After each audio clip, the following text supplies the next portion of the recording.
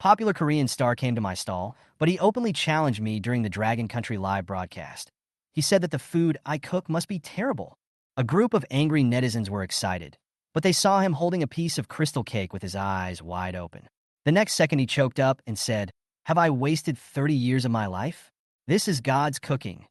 Netizens laugh like crazy. From rejection to submission, why did his self-confidence collapse? Was it the delicious food that made him defect? Or was there another hidden story behind it? The man standing behind the booth looked at his performance coldly and said calmly, "Next." Hi everyone, thanks for watching. Don't forget to subscribe to the channel. And if you like this story, please let me know in the comments section. I will update the next part. When I was browsing Douyin, I happened to see a live broadcast where a Korean celebrity was challenging the cuisine of Dragon Country. On the screen, his face was full of provocation, and he seemed to think it was fun to put us down. "I'm just telling the truth," he said through the translator. "If you can't accept it, then it's a pity. By the way, the Sakura cuisine of the previous country is worth a try. The Sushi Immortal recommends that you try it." The live broadcast room was already full of criticism, but he was enjoying it, as if the more controversy, the more satisfied he was.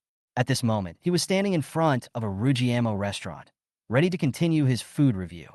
He asked, "Anahasio, how much is this shizhupen?" After hearing the translation, the owner was stunned for a moment before realizing that he wanted a Rujiamo and gestured with a hand for 12 yuan. After a while, a hot Rujiamo was handed to him. He took a bite and immediately frowned, commenting to the camera, "This is too greasy. The meat is not tender at all. Dragon people really don't understand delicious food." After that, he unceremoniously threw the remaining Rujiamo to the bodyguard beside him. But the funny thing was that the bodyguard took it and ate it with gusto, and soon he finished it all. The audience in the live broadcast room laughed and left comments. "Don't you think it's unpalatable? Why is it so delicious? Can't you Koreans afford meat?" Let's learn about Ju Beiji eating ginseng fruit. The Korean star seemed to ignore these comments and continued to look for delicious food on the street. After walking for a while, he stopped in front of a roasted pig's trotter shop, looked at the customers in line, and said provocatively, "Roasted pig's trotter? It doesn't look spicy enough." The owner of the roasted pork trotter from Sichuan almost laughed out loud after hearing the translation and said sarcastically, "Not spicy enough? No problem. I have super spicy food here. But do you dare to eat it? Of course. We Koreans are the best at eating spicy food. You know how we can't live without spicy food? This word is used to describe us." Hearing his serious nonsense, the boss held back his laughter and took out a large can of chili powder. The boss was ruthless and sprinkled chili powder densely, filling the gaps of the pig's trotter with red chili. When he handed the pig's trotter over, he smiled and added, "Customer, this is super spicy. Please enjoy it slowly, and the consequences are at your own risk." In the camera, the Korean star was obviously stunned, and his face twitched. Netizens all laughed like crazy. "This boss is so cruel. It makes me sweat even through the screen." The Korean star's face was frozen for a while, but he finally took a bite. His face turned red instantly, and he stammered, "It's slightly spicy, not very spicy." The live broadcast room was completely blown up. "Are you bragging too much? This is a national bad habit. No explanation needed. If you put chili powder in your mouth, you will probably have to pay it back at night." This scene made everyone laugh. The Korean star was sweating all over his face, but he still insisted, "This roasted pig's trotter is not soft enough, and the chewiness is average. It's really not delicious. Also, it's not spicy enough." Kim Junha held a bite of roasted pig's trotter in his hand, but handed it to the bodyguard without changing his expression. After the bodyguard took it, he quietly retreated out of the camera and quickly threw it into the trash can. The bodyguard was frightened just by smelling the chili on the roasted pig's trotters. "Is this really for human consumption?" he cursed in his heart. He was only responsible for protecting Jean Junha, but he didn't sign a contract to guarantee the safety of his anus. Afterwards, Jean Junha began to try other street food, muttering to himself, "The dishes in big hotels are all similar. The real food culture still lies in the street food stalls." But his expression was full of pickiness. The audience in the live broadcast room had already exploded. "This guy is really good at pretending. He said it was not delicious, but his hands did not stop. What a bullshit. If you don't have money, just say it clearly, and you have to find an excuse to step on us." Sure enough, he tried more than a dozen street snacks and found fault with each one. Sometimes he complained that they were not tasty enough. Sometimes he said they were not fresh enough, and he gave all kinds of reasons. Longwood netizens were so angry that some even called for crowdfunding to beat him up. I just saw him eating several skewers of meat, and now he says it's not tasty. He's lying. He has a mouth on his body. What can we do? Koreans are really the best at bragging. Just as netizens were complaining angrily, the camera turned and Jean Juna stopped in front of a long queue of more than 100 people. The whole live broadcast room went wild. Wow, where did all these people line up for this stall? Even the locals in Shanghai were confused. No one usually sets up a stall here. How come it suddenly becomes so popular? The audience in the Korean live broadcast room was also surprised. Is this a shill? I heard that people in Korea like to find shills to line up. It's so fake. It must be fake. Junha Appa, go and try it quickly and expose them. In his heart, Jean Junha obviously believed more in the judgment of the viewers of the Laoshu TV. He was too lazy to even read the comments on the Douyin live broadcast. After all, he couldn't understand them, and the translator was too lazy to say those words of greetings to his family. He walked confidently to the front of the line and said to the stall owner, "Hello, I'm the Korean star Kim Junha." The camera moved with him and finally captured the stall owner. No one expected that the owner of this food stall with a long queue was actually a little girl. She looked only 3 years old, but she was seriously handing the packaged food to the customers. Oh my God, this little girl is so cute. The Korean live broadcast room was instantly flooded with kawaii, and even Kim Junha's die-hard fans shouted, "Appa, please be gentle later." Besides the girl, the camera scanned a man who was concentrating on frying noodles. Some people speculated that he was the little girl's father. Korean netizens were even more crazy about it. The father and daughter are so good-looking. They could debut directly in Korea. At the same time, the audience of Douyin Live was also excited. Wait, why do this father and daughter look so familiar? It's not an ordinary stall. This man seems to be making fried beef noodles and crystal cakes. Damn, I think I remember it. I was busy with things at the stall when suddenly an assistant came over with a smile and said to me, "Hello, stall owner. We're a live broadcast program from South Korea. Can you cooperate with us?" "It's inconvenient." I replied to her without even raising my head, my voice as cold as iron. The assistant obviously didn't expect to be rejected, but she quickly regained her smile and took out a red bill from her bag and handed it to her. She thought about it and took out two more. When she handed over the money in a low voice, the customers in line couldn't stand it anymore. "What are you doing? Do you think this is your Korean place? If you want to eat, just stand in line." The Korean star and his assistant were stunned by a series of fluent Chinese traditional quintessence. The assistant blushed, but the customers kept talking. "Want to go through the back door? Not just anyone can cut in line at Boss Su's stall. That's it? You Koreans are thinking of impressing Boss Su with a few small gifts? We who earn $1 million a year are all lining up obediently." The customers sneered, and the laughter in the line was about to explode. When they heard me being called Boss Su, the assistant and the Korean star froze. It seemed that they just realized that I was the Boss Su who sells food on the street, who has been popular on Douyin recently. The assistant must have heard my rules. No matter who you are, you have to wait in line. Even if it's my ex-wife, she has to wait obediently. Fairness is my golden signboard. The assistant was unable to utter a word as she watched the people in line getting more and more angry.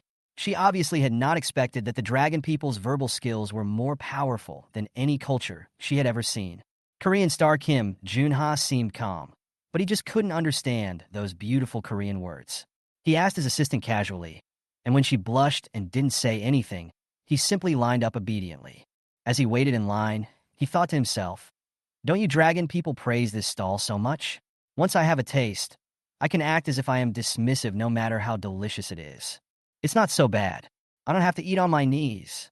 He even rehearsed the lines for the review in his mind in advance, and his expression was designed just right. Jean Juna looked down on these street vendors from the bottom of his heart. Isn't the reason why he became popular again by putting down other countries' delicacies in the show and praising the so-called food culture of his country? Thinking about this, he stood in the line, having already made up his mind. "I want to see how delicious the food of your Boss Su is." As the team was inching forward, I glanced at the Korean star and saw him standing there, pretending to take some shots. He also put on a smile that he thought was very cool towards the camera, while the assistant next to him stood like a bullied chicken, lowering his head and not daring to speak. The customer in front of him whispered, "Is this guy here to cause trouble? He's so reluctant to queue, so he's going to trample on Boss Su's stall later." Another person followed suit. "TSK, does he think Boss Su cares about this exposure? Our boss relies on strength, not traffic. Listening to these discussions, I couldn't help but laugh. Indeed, I have seen many such backdoor tricks. Unfortunately, these people always don't understand the principles of my work. The team finally reached the Korean star. He said to me with a self-proclaimed professional expression, "Hello, I am the Korean star Kim Junha. Can I order some of your signature dishes?" "Sure. Choose from the menu and order whatever you want." I pointed to the menu hanging on the stall without even looking at him. He scanned the menu and ordered 2 items, stir-fried beef noodles and crystal cake. He added, "Better hurry up, my time is precious." I glanced at him and ignored his rude words. I just started to stir-fry the beef noodles skillfully, and the aroma from the pot instantly overflowed. Customers queuing nearby could not help but gulp when they smelled the aroma. They joked, "Just one sniff and you know it's another soul-destroying meal." Jean Juana stood there, his expression slightly stiff. Obviously his appetite was aroused by the aroma. But he still pretended to be calm and lowered his head to fiddle with his phone.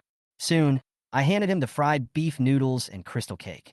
He lowered his head to look at them, then pretended to be casual and put a chopstick into his mouth. His expression changed slightly, but he immediately covered it up, pretending to chew for a few times, and then said lightly, "It's just normal." I sneered in my heart. Sure enough, he had no intention of telling the truth from the beginning. This kind of evaluation must have been written into his script long ago, right? He picked up another piece of crystal cake and took a careful bite. The sweet and sticky taste that melted in his mouth made his mouth twitch slightly, but he immediately pursed his lips to hide his inner amazement. "Well," he pretended to think for a moment and put on a critical look in front of the camera. "It's a bit too sweet, not to our Korean taste." When the customer in line heard this, he immediately exploded. "You say it doesn't suit your taste, but you're really quick with your hands. You've almost eaten half of the cake." "That's right. It's really hard for him. He eats so painfully, but he still insists on eating," another person responded, causing the people in the queue to laugh. The live broadcast room was also boiling with people on Douyin directly flooding the screen with comments such as, "Do you dare to put the bowl down? Do you think it's not tasty or haven't eaten enough?" And this Korean actor's acting skills are really first-rate. His face is red, but he still pretends to be calm. On the other hand, Korean viewers of Rat TV supported him in the comments. "Junha Appa is so professional. He can endure and finish the food no matter how bad it tastes." Sure enough, Dragon Country's food is just exaggerated. Jean Juinha put down the crystal cake, curled the corners of his mouth, and commented casually, "Overall, the taste is okay, but not as amazing as everyone says, right?" After saying that, he glanced at the camera, as if waiting for the support of the barrage. I stood behind the stall and watched coldly, but I sneered in my heart. A picky person like him doesn't care about the taste, but only cares about whether there are enough audiences to cheer when he puts others down. However, his words did not affect my customers. The line continued to grow longer and longer, and many people even came directly after watching the live broadcast, intending to try it themselves. At this time, a customer couldn't help but speak up. "Boss Sue, don't pay attention to him. It's enough for us to enjoy the food. He can say whatever he wants." I nodded, wiped my hands casually, looked up at Jean Juinha, and said calmly, but with a hint of amusement, "Whether it tastes good or not, only those who have eaten it know it. If you think it's just average, then it can only mean that our taste is not suitable for you." He was stunned for a moment, as if he didn't expect me to fight back directly, and his expression was a little stiff. The customers around him couldn't help but laugh quietly, and some even secretly took up their phones to take videos. "Okay, next one." I glanced at him and said calmly, motioning the customer in line behind to come forward in order. Jean Juinha was stunned for 2 seconds, but in the end he didn't say anything and silently gave up his seat. Jean Juinha stood in the line, his eyes thoughtful, his mouth slightly raised. After being an actor for so many years, the most popular role he played was that of a father, but later on, he was not so popular. However, after hearing the advice from the experts, I became popular in a short time when I started doing this kind of program that belittles the food of other countries. I have to say that this world is also quite magical. After waiting in line for a while, it was finally the turn of the Korean star. He stood in front of the stall, pointed at the menu, and chose a plate of fried beef noodles and a box of crystal cake. I nodded indifferently and started to get busy. While I was frying beef noodles, he couldn't wait to open the box of crystal cake. The crystal clear cake exuded a sweet and sticky aroma, and even I noticed that he swallowed several times. He picked up a piece of crystal cake, posed for the camera, and then took a cautious bite. I wondered if he was going to start his professional lines next. However, unexpectedly, he froze and even forgot to say his lines. He stood there blankly, chewing unconsciously, as if his soul was struck by the delicious taste. His assistant became anxious, bumped his arm, and reminded him in a low voice, "Appa, say your lines." Quickly belittled Dragon Country cuisine. But Kim Jun-ha seemed to have been acupunctured and did not react at all. He swallowed the first piece and couldn't help but pick up the second piece. Soft, sticky, fragrant, sweet. He uttered these words intermittently, with an unconcealable satisfaction on his face. In the live broadcast, his expression looked almost exaggerated, as if he had just experienced the happiest moment of his life. At this point, the Korean audience on Rat TV were all stunned. "What's going on? Appa, this is different from the script. Didn't you say you wanted to try Dragon Country cuisine? Why are you so addicted to it?" The barrage of comments exploded one after another, and the mentality of the Korean audience gradually became unbalanced. But Jin Junha was completely immersed in the delicious food and didn't care about anything else. He couldn't stop eating, one piece after another, and soon he finished the whole box of crystal cakes.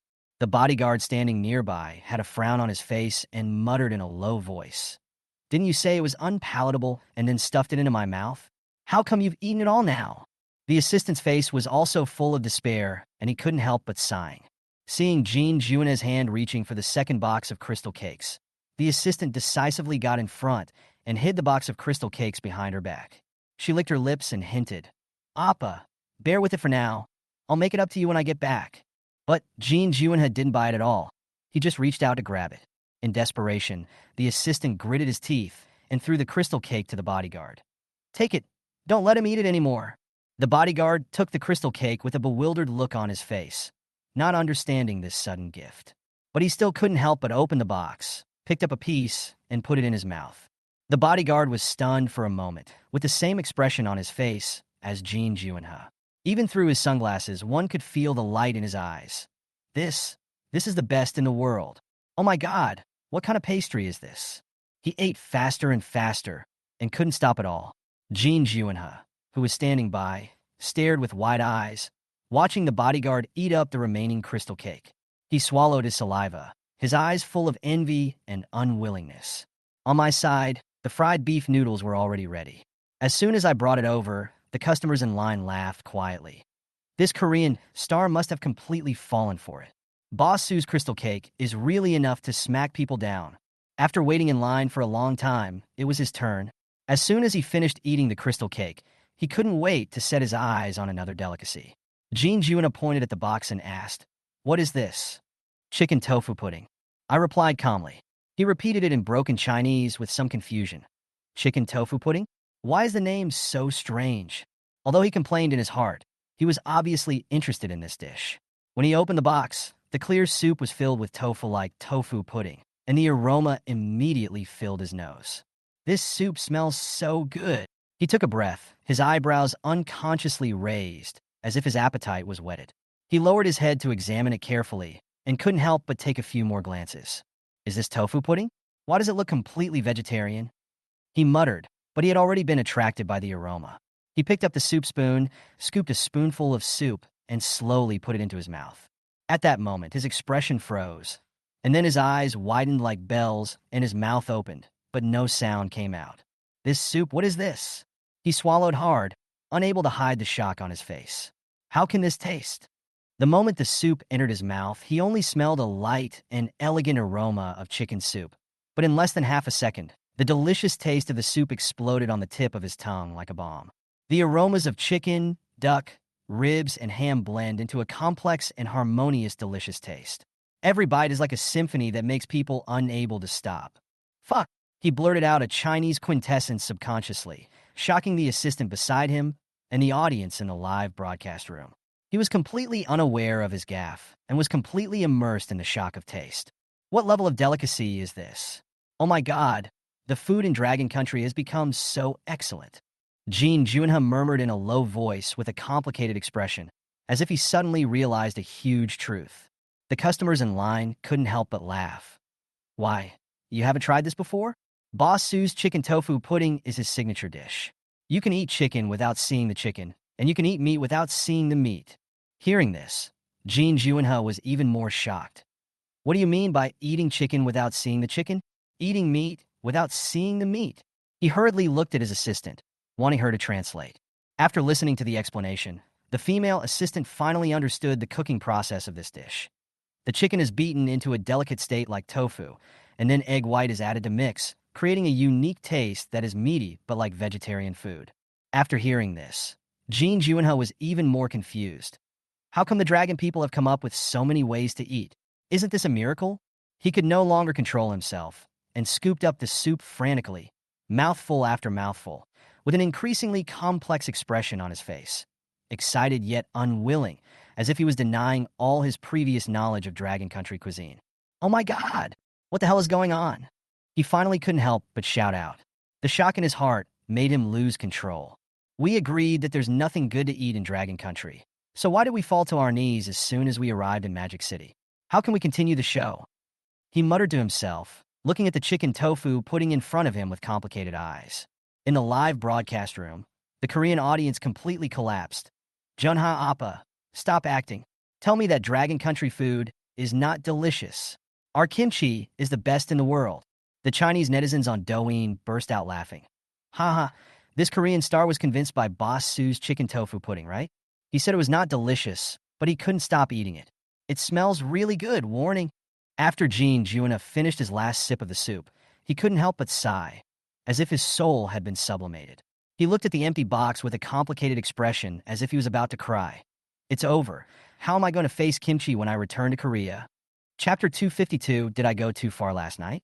Shocked, really indescribable shock. Standing behind the stall, looking at Kim Junha's exaggerated expression, I couldn't help but curl my lips. Who would have thought that a Korean star, facing a box of chicken tofu pudding, would actually act like he had just seen a miracle?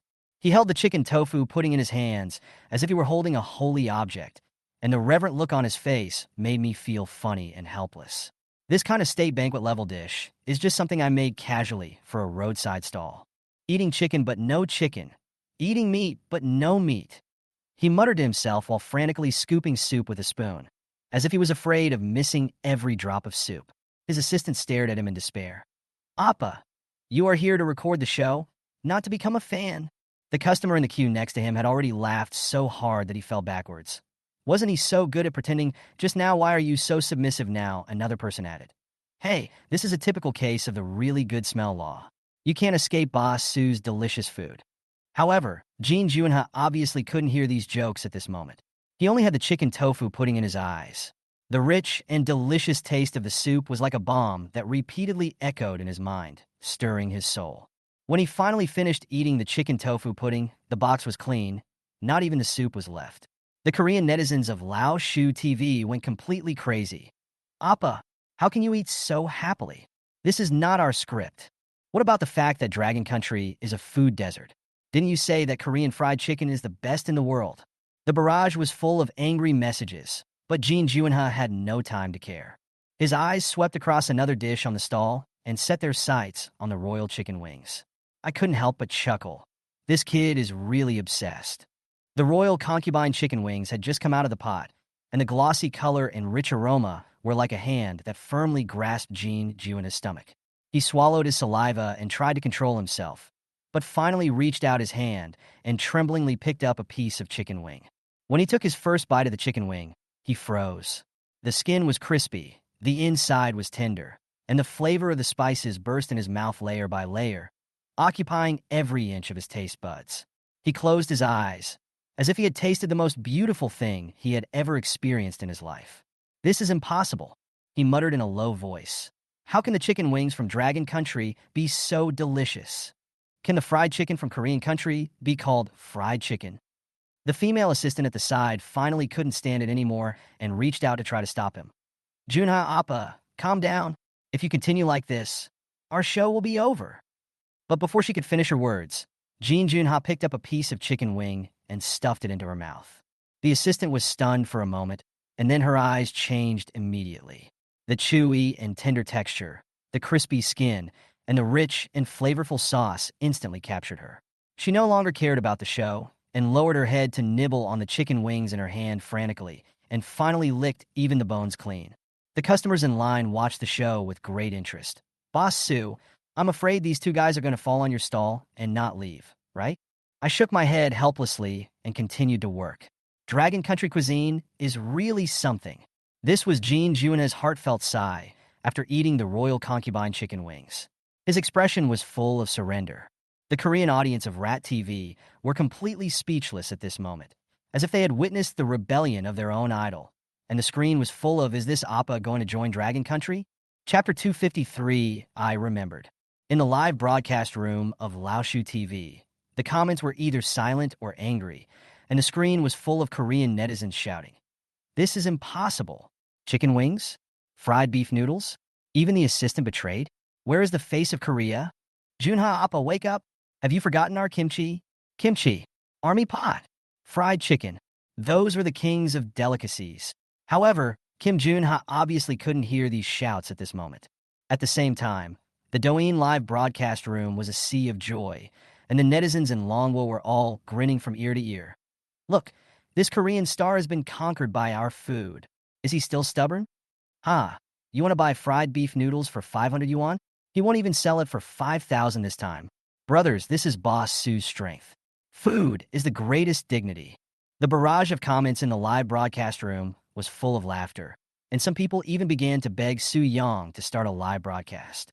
At this moment, Jean Junha has completely become a captive of Longwa cuisine in front of the stall. He stared at the last portion of fried beef noodles, which was brought to him by the little guy Su Inua, his eyes full of satisfaction and expectation. "This is the last one for today, brother," Su Inua said sweetly, as if sentencing the other customers to death. In an instant, all the customers in line fell into despair. "Sold out? Sold out already?" A group of people rushed to the stall, looking around frantically, trying to find even a little bit of food left. But unfortunately, there was really nothing left at the stall. Just when everyone was dejected, the aroma of Jean Junha's fried beef noodles drifted over, instantly igniting their last bit of rationality. A customer couldn't help but ask, "Friend, how about selling this bowl of fried beef noodles to me for 500 yuan?" Jean Junha was stunned for a moment, then turned to look at his assistant. After he understood what he meant, a bright smile appeared on the corner of his mouth, and he directly replied in Longwa dialect, "Not for sale? You want to buy my fried beef noodles for 500? Dream on." He snorted in his heart, and then picked up the first chopstick and put it into his mouth without hesitation. At that moment, his body froze. The rich aroma of sauce and the unique taste of beef noodles are intertwined together. The soup permeates every strand of rice noodles. Paired with tender beef and refreshing bean sprouts, this bite seems to open the door to heaven. What kind of magical taste is this? Is this something I can eat? He could hardly believe his tongue. Korean fried chicken, army pot, all became a joke in his mind at this moment. He couldn't stop eating, taking one bite after another with his chopsticks, completely ignoring the heated gazes of the assistants and bodyguards around him. The female assistant stared at him and wanted to speak several times, but seeing how he was enjoying the food, she couldn't help but swallowed hard. The bodyguard's eyes were more direct, staring at the bowl of fried beef noodles, as if waiting for Jean Junha's usual leftovers.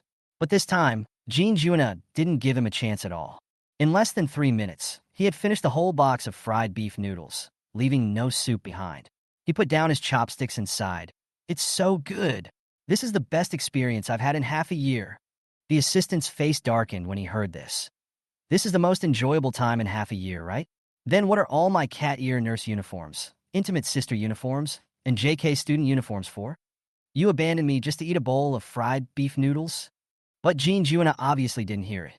After he finished eating, he immediately looked at me, who was packing up the stall. He hurriedly stood up and shouted, "Boss, when are you going to set up the stall next time?" I glanced at him and casually pointed to the stall sign on the three-wheeled motorcycle. "There will be a notification in the Penguin Food Group." After that, I rode the three-wheeled motorcycle and took the little guy away, leaving only the Korean star with his face disheveled in the wind. Penguin Food Group? Jean Junha looked at the stall going away, lowered his head, and flipped through the app on his phone, but couldn't find what penguin was. He slapped his forehead and finally remembered. "Oh yes, I'm Korean." Chapter 254. This young man is extraordinary. Riding an electric three-wheeled motorcycle to leave the commercial street, the little boy Su Inua sat beside him, his face full of excitement. Although the sales were fast today, every time I finish setting up the stall, I always feel a special sense of relief on the way home. "Papa, Are we going home now? It doesn't seem like this direction. She tilted her little head and asked curiously, haven't you always wanted to drink milk tea? Sister Weiwei told me where I can buy the raw materials for osmanthus oolong. Let's go and have a look on the way. I glanced at her and couldn't help but smile. Milk tea, osmanthus oolong. The little girl's eyes lit up instantly. Her eyes were full of anticipation, and she almost jumped out of the car. I patted her head and said, little greedy cat, you only know milk tea. But, Papa, what exactly is this osmanthus oolong drink? I've never heard of it. She looked up at me, her face full of curiosity. There are so many things you don't know. I deliberately slapped her on the head. The little girl covered her head and whimpered to act pitiful, but she couldn't hide the smile on her face. 10 minutes later, I rode my scooter to the tea market. I had checked the address of this street in advance, and almost every store was hung with signs of various teas, and the air was filled with the strong aroma of tea. Papa, there are so many tea leaves here. The little guy looked around curiously, and his little hand couldn't help pointing at the colorful tea bags. Let's go find some osmanthus oolong. I held her little hand, and after visiting several stalls, we finally stopped in front of a shop with the words Pinxian Tea House written on it. Standing at the door was a boss in his 40s, a little overweight, but looking very energetic. When he saw me and the kid coming in, he greeted us warmly. Boss, what kind of tea do you want to buy? Osmanthus oolong. I answered directly. He narrowed his eyes slightly when he heard my answer, and seemed a little surprised. I didn't expect that there are still young people who like to drink this kind of tea. It seems that the boss is an expert. He turned around and took out a bag of osmanthus oolong and handed it to me. Just as he was about to introduce it, the little guy couldn't help but say, this is the osmanthus oolong milk tea that Papa wants to make for me. The boss laughed and said, so you want to make milk tea for children? How thoughtful. Little boy, your father loves you very much. Of course. The little guy raised his chin proudly, but when he thought of the blow on the head he had just received, he pouted again. Do you need to test the tea? The boss asked. I nodded. Of course I have to test it. Otherwise, I can't tell the good from the bad, so how can I buy it with confidence? The boss unpacked the tea bag quickly, took out the bamboo tray skillfully, and poured the tea on it. I picked up a pinch of osmanthus oolong and sniffed it. The rich floral fragrance filled my nose and moved my heart. This sweet-scented osmanthus oolong has a rich aroma, and the flower-hanging craftsmanship is perfect. It has the flavor of an old tree that is at least 20 to 30 years old. I commented casually. Boss Shing smiled even more happily. Boss, you are really an expert. You can tell it at a glance. Indeed, this osmanthus oolong is made with osmanthus flowers from old trees, and it is full of flavor. How much? I asked. Since you are a friend who understands tea, I will give you the friend price, 168 per pound. Okay, then give me 10 kilograms. I took out my phone to pay. The boss was stunned for a moment after hearing this. 10 kilograms? You are so generous, boss. You really know how to enjoy life. I took the tea leaves and led the little one out of the tea house.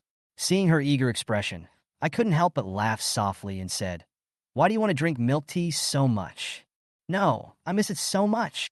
The little guy held the tea leaves in both hands, like a treasure, with a happy smile on his face.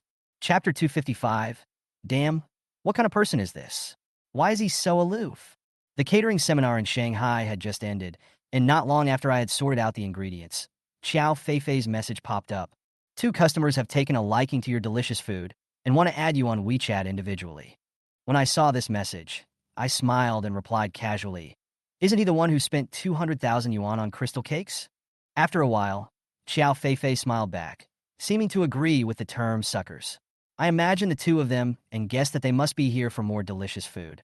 You can add them to the group, no problem, but forget about adding me directly. That's quite troublesome. The other party obviously didn't expect me to be so direct. She agreed without even asking any further questions. After a moment, she replied okay and said she would handle it. Meanwhile, Xiao Feifei was a little dramatic. Before she could forward my WeChat message, she was surrounded by Lu Jiyang and Lin Zhongtian. Lu Jiyang, in particular, blocked her path with a flattering smile on his face, completely different from the usual Mr. Lu. Mr. Qiao, we've had a good discussion. Please don't go back on your word. I've already downloaded my Penguin account, and I'm waiting to join the group. Lu Jiyang said eagerly like a primary school student. Xiao Feifei glanced at him coldly and was obviously unhappy. She hid in the group with a small account to monitor the messages, fearing that I would find out. So how could she dare to pull other people in? Forget it, I'll send you that guy's WeChat. She sighed and finally compromised. When the two heard this, their eyes lit up immediately. Lu Jiang's smile became even brighter, as if he had won the jackpot. Really? Mr. Chiao, you are such a nice person. Although Lin Zhongtian didn't show much excitement, his eyes were full of calculations. He thought to himself, how can such a talent be a street vendor? He must dig him up and bring him to his own catering group. However, when they finally received my WeChat message and added me, before they had time to talk, I pulled them into the Penguin Food Group. Then, they found that I had deleted them as friends. What's going on? Lu Jiang was stunned. Looking at the prompt that showed, not the other party's friend, the corners of his mouth twitched. Lin Zhongtian was even more shocked. Damn, this person is too cool, right? He deleted me right after I added him? Xiao Feifei stood by, covered her mouth, and smiled secretly, and seemed to have no intention of explaining. After all, this cold and indifferent way of dealing with things is really in line with my personality. On my side, I packed up the ingredients in a relaxed mood and continued to prepare my osmanthus oolong drink experiment. For me, these guests, no matter how high their status, came to eat, and there was nothing else to think about. Chapter 256. No. Where does this street vendor come from? At 7 p.m., we set up a stall at the usual place in the food alley in University Town. In addition to the regular crystal cake, twice-cooked pork, royal chicken wings, and crystal shrimp dumplings, we have added a new drink today, osmanthus oolong drink. Everyone is welcome to come and taste it. Lu Jiang and Lin Zhongtian were so surprised that Su Yang deleted them as a friend that they couldn't recover for a long time. A group announcement was sent out, setting up stalls at the University Town Food Lane at 7 p.m., and there is more than just crystal cake. This is fucking so many. No, where does this street vendor come from? Lin Zhongtian frowned every day. He was more and more curious about Su Yang's identity. As for Lu Jiang, he was curious and also greedy for food. There are so many delicious foods. I'm drooling just thinking about it. Today at this Chamber of Commerce, after eating a piece of crystal cake, I couldn't eat any other food at all. He is hungry now. The two looked at each other, each with their own ulterior motives and plans. Seeing that the problem was resolved, Xiao Feifei also planned to leave. Lu Jiang stepped forward to stop him again. Mr. Qiao, do you want to go to this university town to buy some delicious food? I'll treat you. Xiao Feifei looked at the other party unhappily, and then said coldly, no, someone invited me to dinner today. Under Lu Jiang's puzzled gaze, Xiao Feifei's graceful figure disappeared in the conference hall. No, someone is treating us? Doesn't this Xiao Feifei seem a little bit unintelligent? Even if someone treats us, it won't be the same as eating the delicious food made by this man. Could it be that this kind of top-notch delicacy can be eaten every day? Or is it that she is tired of eating it? Impossible. Lu Jiang stood there, denying his own thoughts and muttering to himself.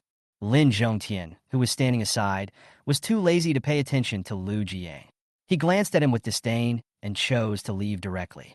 On the other side, in the house where Su Yang lived, he had just finished replying to a WeChat message when he was caught by the little kid who was watching TV.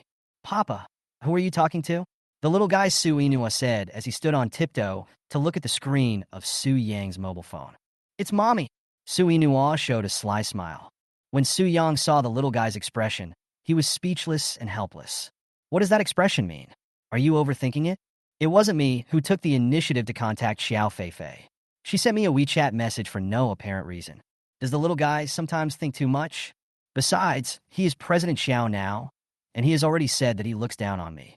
Su Yang smiled faintly and didn't think about it anymore. He continued to work on the delicious food in his hands. First, turn off the fire on the stove, then move the steamer from the stove to the vacant table. Before opening it, you can already smell the heat and fragrance coming from it. It smells so good. With the delicious food, the little guy forgot everything that happened just now. Little greedy ghost. Su Yang smiled and tapped the little guy's head gently, then finally began to open the drawer in front of him. In an instant, the rich aroma of the dough spreads along with the steaming hot air. Wow, the little guy made a very magical sound. Because he is not very tall, the little guy has to stand on tiptoe all the time. Her white and tender little hands were also pressing hard on the table. She raised her pretty little face and sniffed hard with her nose. Papa, I'm hungry. Seeing that the little guy was already drooling with greed, Su Yang was very doting and used the little guy's special cartoon chopsticks to pick up a crystal shrimp dumpling. Because it was a little hot right out of the oven, Su-young put it next to his mouth to cool it down a little before handing it to the little one who was already impatient. As soon as Su-young handed the chopsticks over, the little guy opened his pink little mouth and took a bite. You be careful of the heat. Su-young smiled helplessly. He didn't know who this little guy took after. He was so greedy. It's not hot at all. Although the little guy's words were harsh, his mouth was too soft.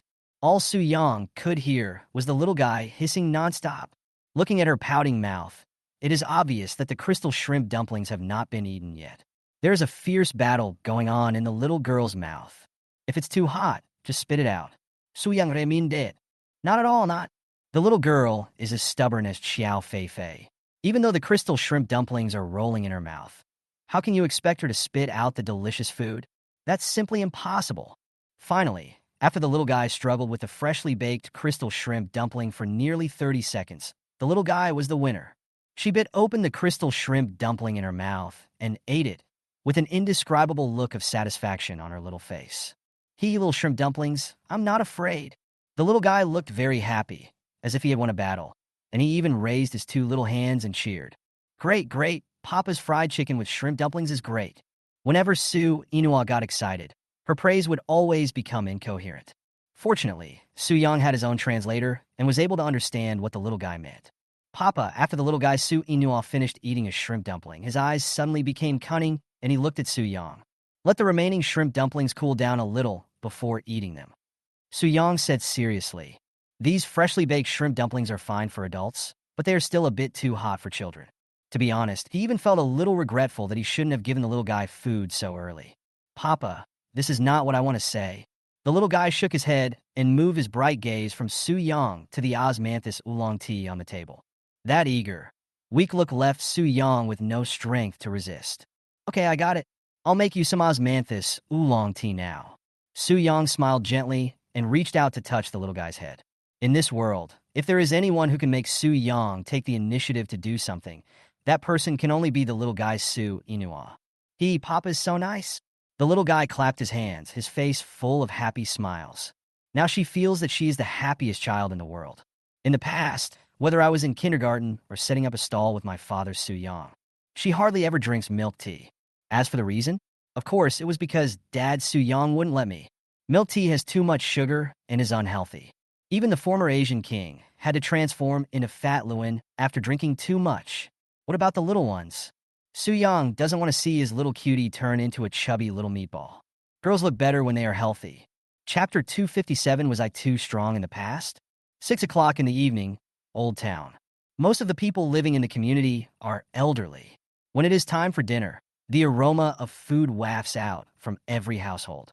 This fragrance is also called the smell of fireworks.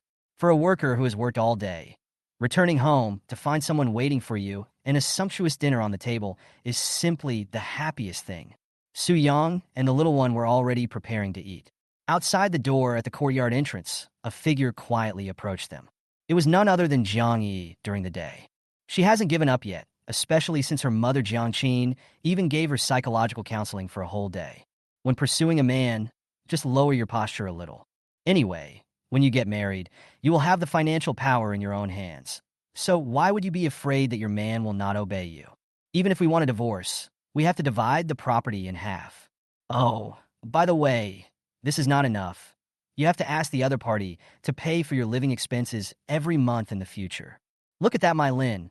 Isn't he holding the man tightly? With infinite beautiful fantasies about the future, Jiang Yi instantly felt full of energy. As a man, what can I get?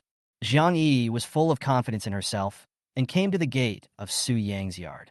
Just as I was about to knock on the door, I smelled the aroma of food wafting out from inside. In fact, Jiang Yi had smelled a lot of this smell along the way. After all, it's dinner time, but the aroma of food coming from Su Yang's room gave a completely different feeling. How should I put it? Just smelling it makes me feel like my saliva is swirling in my throat. Jiang Yi couldn't help swallowing. Now she finally understood something. Why can Su-young make so much money just by setting up a street stall? Wow, this cooking skill can even make home-cooked dishes look so delicious. It's really amazing. Based on Su Yang's cooking skills and good looks, I'm afraid that because he falls in love with me, He will work day and night and hurt his body due to the excessive work. Thinking of this, Jiang Yi blushed. Was she thinking too much? He has children at home. He has to be more careful in the future. Jiang Yi is planning to give it all up now. Isn't it just about face? There will be plenty of opportunities to earn it back in the future. Jiang Yi took a deep breath and then carefully tidied her appearance. Now she has deliberately changed into a white long dress, and even the makeup on her face has become much lighter. It looked completely different from this morning. After the experience in the morning, Jiang Yi discovered that Su Yang didn't like mature and sexy girls. So it should be okay for me to dress myself in a pure and beautiful way now, right? Everything was ready, and just when she was about to knock on the door, a white Maserati suddenly drove over. This car? Jiang Yi was slightly stunned, and it took her a long time to react. Could this guy be? At the same time that Jiang Yi's heart skipped a beat, the door of a white Maserati opened, and a woman with a stunning temperament walked out of the car. A cool and beautiful face, a tall and perfect figure, sexy curves, and a noble and refined temperament. Jiang Yi was stunned again. To be honest, she usually thinks she is quite beautiful. Otherwise, she wouldn't want to be with a rich man. However, in front of Qiao Feifei, she could not utter a word except feeling ashamed of herself. Such a temperament can kill me instantly from all angles. Compared to her, I am clearly an ugly duckling. I will never become a white swan. Qiao Feifei walked straight to the gate of Su Yang's yard and saw the woman standing next to him. She didn't even look at him again, just glanced at him coldly.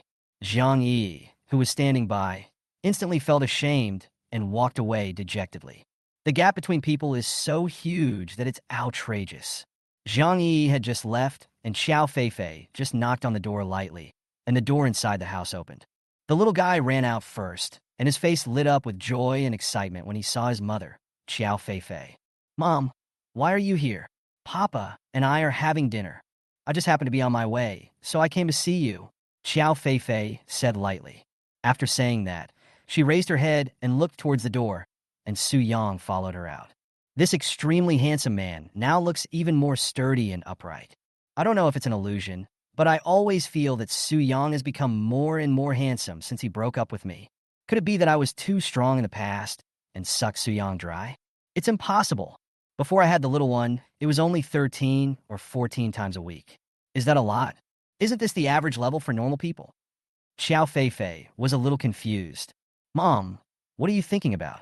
The little guy saw Qiao Feifei suddenly in a daze and turned around to look at his father, Su Yang, who was standing at the door of the house, and seemed to understand something in an instant. "Oh, I know. Mom, you must be attracted by Papa because he's so handsome, right?" Qiao Feifei said nothing, raised her hand, and knocked the little guy on the head. This little guy just talks all sorts of nonsense all day long. Well, the little guy covered his forehead with his hands. He didn't know why, but recently both his father Su Yang and his mother Qiao Feifei liked to attack his forehead. They must be envious of me for having such a smart and beautiful brain. "Mom, you came here specially. You wouldn't just hit me on the head." The little guy instantly showed an aggrieved expression. When Qiao Feifei saw this, a rare smile appeared on her cold face. "Ah, you just found out?" The little guy felt even more aggrieved when he saw that Qiao Feifei had no misunderstanding of her evil deeds and even admitted them openly. She turned her head and stared at her father Su Yang behind her, her eyes showing that she wanted Su Yang to give her justice. However, Su Yang simply ignored it. "He doesn't care about this little drama queen. Let's have dinner together," Su Yang said to Qiao Feifei. "Okay." Qiao Feifei did not refuse. Inside the room, Su Yang brought a carefully prepared steamed sea base to the table. "Okay, the dishes are ready. Let's eat." Following Su Yang's order, the little guy and Xiao Feifei were already impatient. To be honest, I ate almost 2 boxes of crystal cakes during the day. But to be frank, that thing is just a pastry. It's okay to eat it as a snack. But do you really want to fill your stomach? That is still quite difficult. So at this moment, Xiao Feifei was really a little hungry. Pick up a piece of sea base and put it in your mouth. The fish meat is tender and smooth and melts in your mouth. Just a sip, and it melts on the tip of your tongue, leaving your mouth full of fresh fragrance. Tasty! Qiao Feifei's face lit up with joy. It seemed that this trip was not in vain. What she had said before about having an appointment with the venue and Lu Jiang was naturally false. This trip to Su Yang's place is not at all on the way. Even, she still came quietly at mealtime, just to have a taste of the delicious food made by Su Yang. These days, because she had eaten too many delicious dishes made by Su Yang, her taste had started to become picky. It was fine before, but my body got used to Su Yang, but it's different now. Even his appetite turned into Su Yang's shape. Chow Fei Fei is so difficult. Chapter 258. This way, I can eat from your family for the rest of my life. There were 4 dishes and 1 soup on the table, simple home-cooked meals. But to Chow Fei Fei, it tasted even better than the food in her own 5-star hotel. In the past, she actually didn't care much about how the food tasted. Even after working overtime, I often go home to eat instant noodles. At most, Fang Xiaoya would feel sorry for her and would always force Chow Fei Fei to go out for a midnight snack. Speaking of Fang Xiaoya, Chow Fei Fei's cell phone just happened to ring. When I picked it up, I saw that it was none other than Fang Xiaoya. As soon as the call was connected, Fang Xiaoya on the other end spoke impatiently. Sister Fei Fei, why aren't you at home? Tell me the truth. Are you at Su Yang's place again? No, Chow Fei Fei said coldly. Fang Xiaoya didn't believe it at all. You're not at Su Yang's house? Who are you kidding? Now is the time for dinner, as your best friend and most capable assistant. I originally came with good intentions to call Chow Fei Fei to have dinner. In the end, she went to Su Yang's place to eat delicious food. It was fine before the divorce, but now that you're divorced, you still have to eat alone?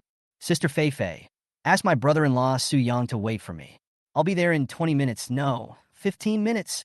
Fang Xiaoya spoke quickly and decisively, not giving Chow Fei Fei any chance to refute. As the call was hung up, a faint blush flashed across Chow Fei Fei's face. Now she knew who the little guy Su Inua looked like. From now on, no matter what, I must try my best to keep the little guy away from Fang Xiaoya. What you say is outrageous.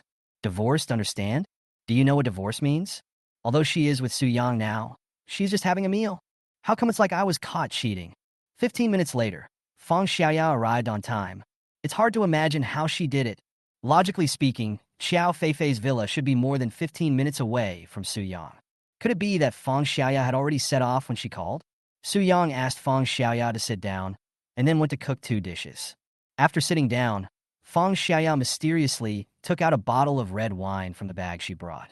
Just by looking at the packaging, you can tell it's quite high-end. Su Yang, look at me. I don't eat for free. I brought this red wine. Let's drink it together. Chow Fei Fei stared at the red wine on the table, looked at it carefully, and then said coldly, "Why does this red wine look so familiar to me? Did you get it from my villa?" Ahem. When Fang Xiaoya saw that she was discovered by Chow Fei Fei, she could only cover it up awkwardly by coughing. Who would have thought that Chow Fei Fei, who had never known anything about grains, could actually recognize that this red wine was hers? I really underestimated Sister Fei Fei.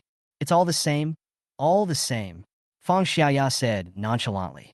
Chow Fei Fei rolled her eyes at her and was too lazy to argue with her. The relationship between the two of them had always been very good.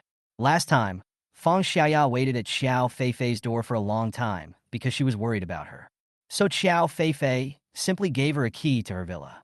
I didn't expect that his concern for me was fake, and he was actually thinking about the red wine in my villa, right? Stay away from your sister Xiaoya in the future. Do you hear me? Chow Fei Fei said to Su Inua, the little guy who was eating happily beside her. The little girl didn't understand what was going on, but since it was her mom who said it, she just nodded her head. Chicken roast, Fang Xiaoya said unhappily, Sister Fei Fei. What do you mean by this? Do you think I will lead the little cutie astray? Yes, Chow Fei Fei said seriously. In a flash, all the delicious food on the table was eaten up. Even though Fang Xiaoya is small and was the last one to arrive, when it comes to eating, she is simply brutal. What's even more frightening is that she even treated the little one as a competitor, without any regard for her love for the child. When the little guy Su Inua saw his favorite chicken wings being eaten one by Sister Xiaoya's chopsticks, he was completely stunned. She didn't dislike Fang Xiaoya for eating too much, but spoke with concern. Sister Xiaoya, are you unable to afford food? If you really have nothing to eat, you can come to my house more often. I am a very nice person, and I won't dislike you. Fang Xiaoya had a chicken wing in her mouth and a piece of sea bass in her hand. Faced with the little guy's innocent words, she really didn't know how to respond for a while. Don't bother with this girl. By the way, she is actually a rich woman, the kind you often see on TV. Chow Fei Fei had finished eating and was sitting aside, staring at Fang Xiaoya coldly. Rich woman? The little guy, Su Inua, blinked his big eyes and became even more confused. She can understand the rich woman.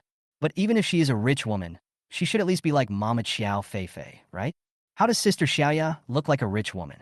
It's just like, I haven't had a full meal for 3 days.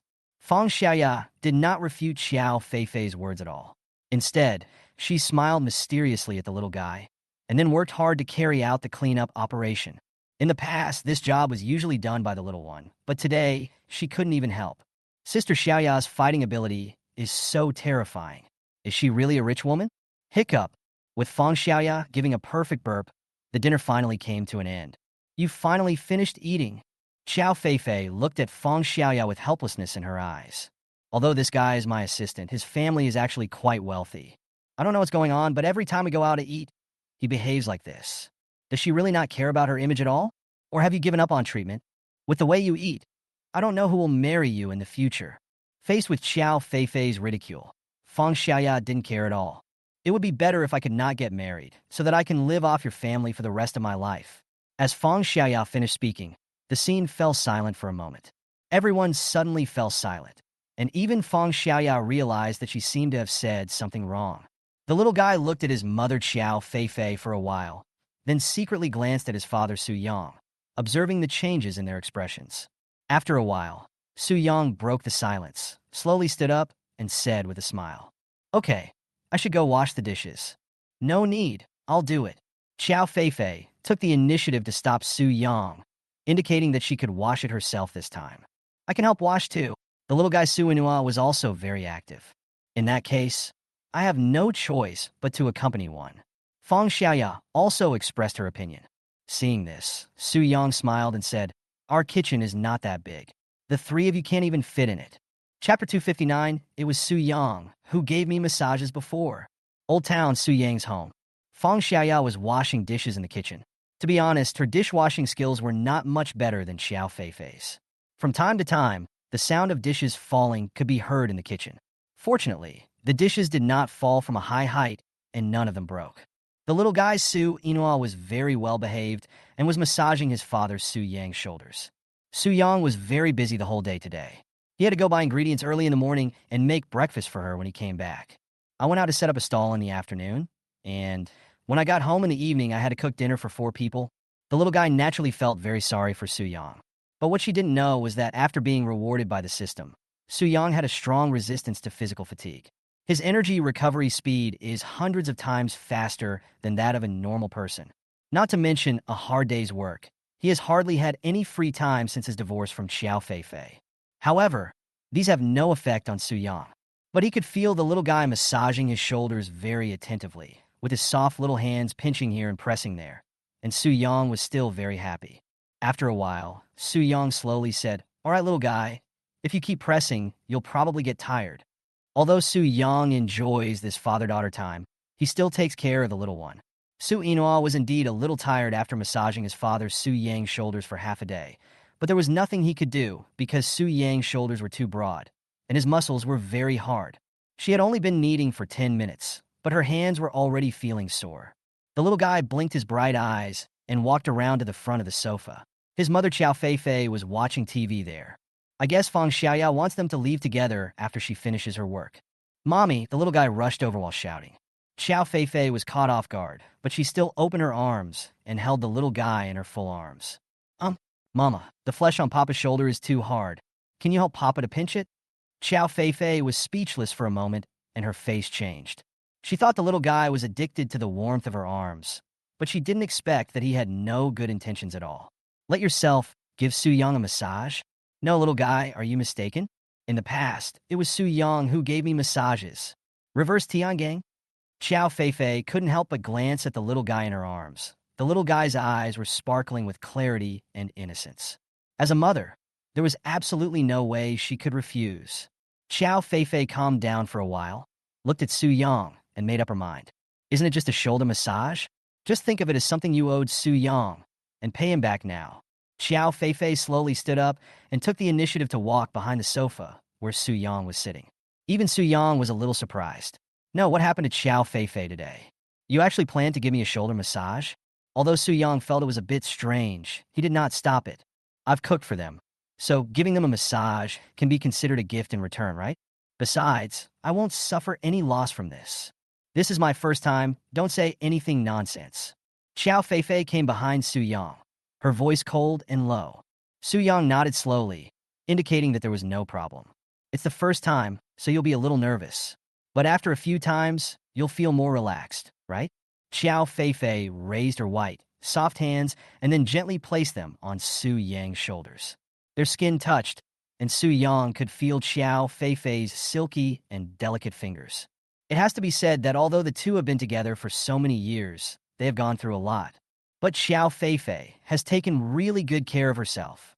She was worthy of being the campus beauty in the key university back then. A blush flashed across Xiao Feifei's face.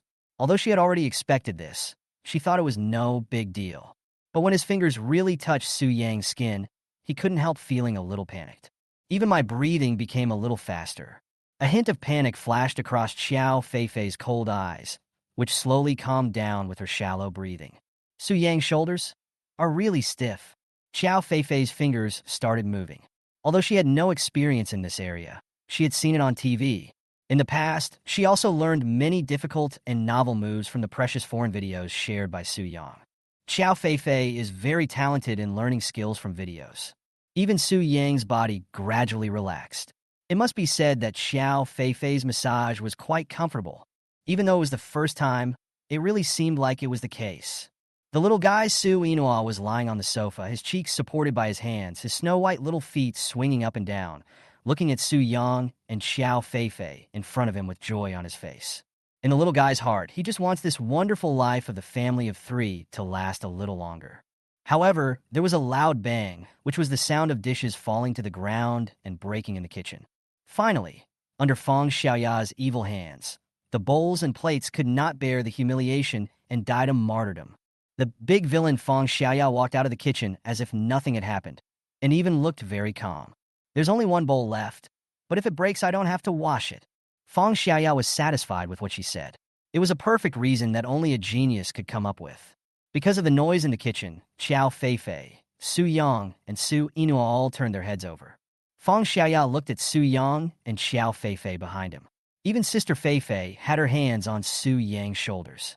Her eyes lit up instantly, as if she had discovered some great gossip, and she spoke excitedly. What? Are you guys getting back together?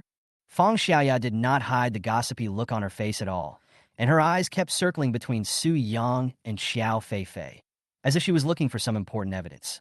Xiao Feifei and Su Yang were also stunned. Too many things happened in such a short moment that the two of them were unable to react. The air seemed to freeze in an instant, and the little guy felt a little helpless. Why am I so embarrassed again? This time, it was Xiao Feifei who recovered first.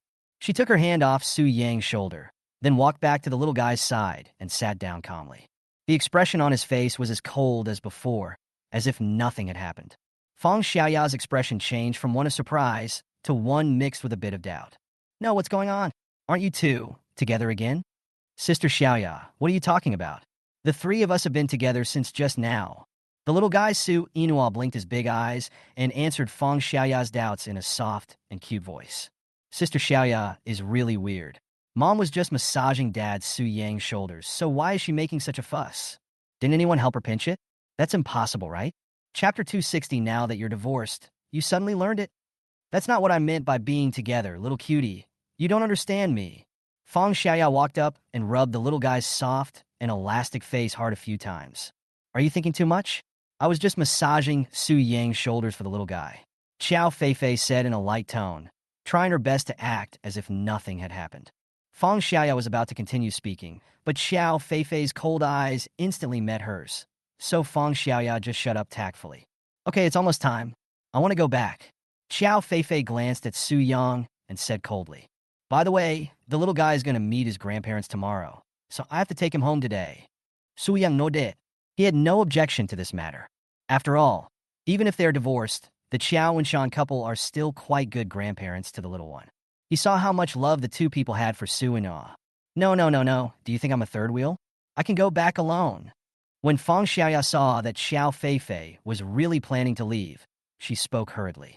If she had known this would happen, she should have washed the dishes a few more times in the kitchen. Maybe they will kiss each other now. Facing Fang Xiaoya's words, Qiao Feifei simply ignored her.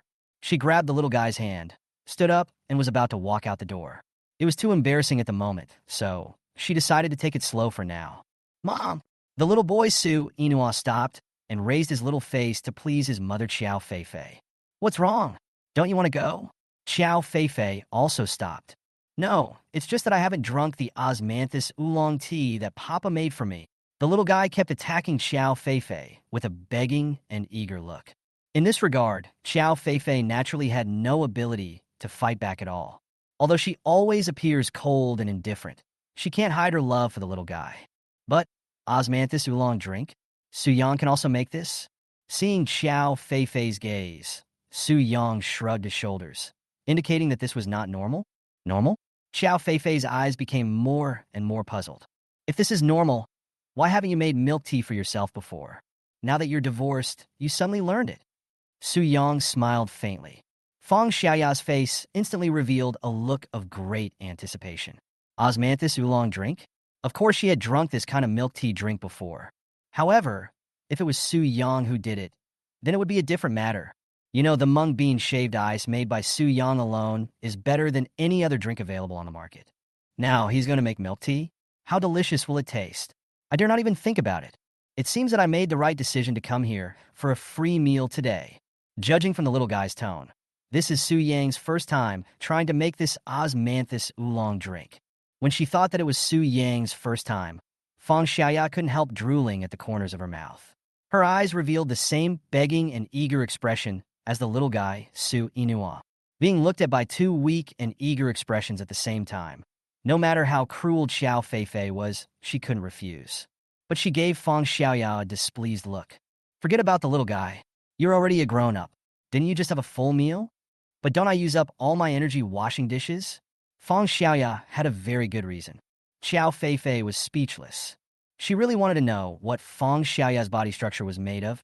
She cooked at least 3 bowls of rice tonight, and she had used up all her energy just by washing a few bowls? What? Are you Ultraman Tiga? Or an electronic toy? Each time the battery is fully charged, it can only last for 3 minutes? Okay, let's finish our milk tea before leaving. Qiao Feifei thought about it and made a decision. Yeah, mommy is the best.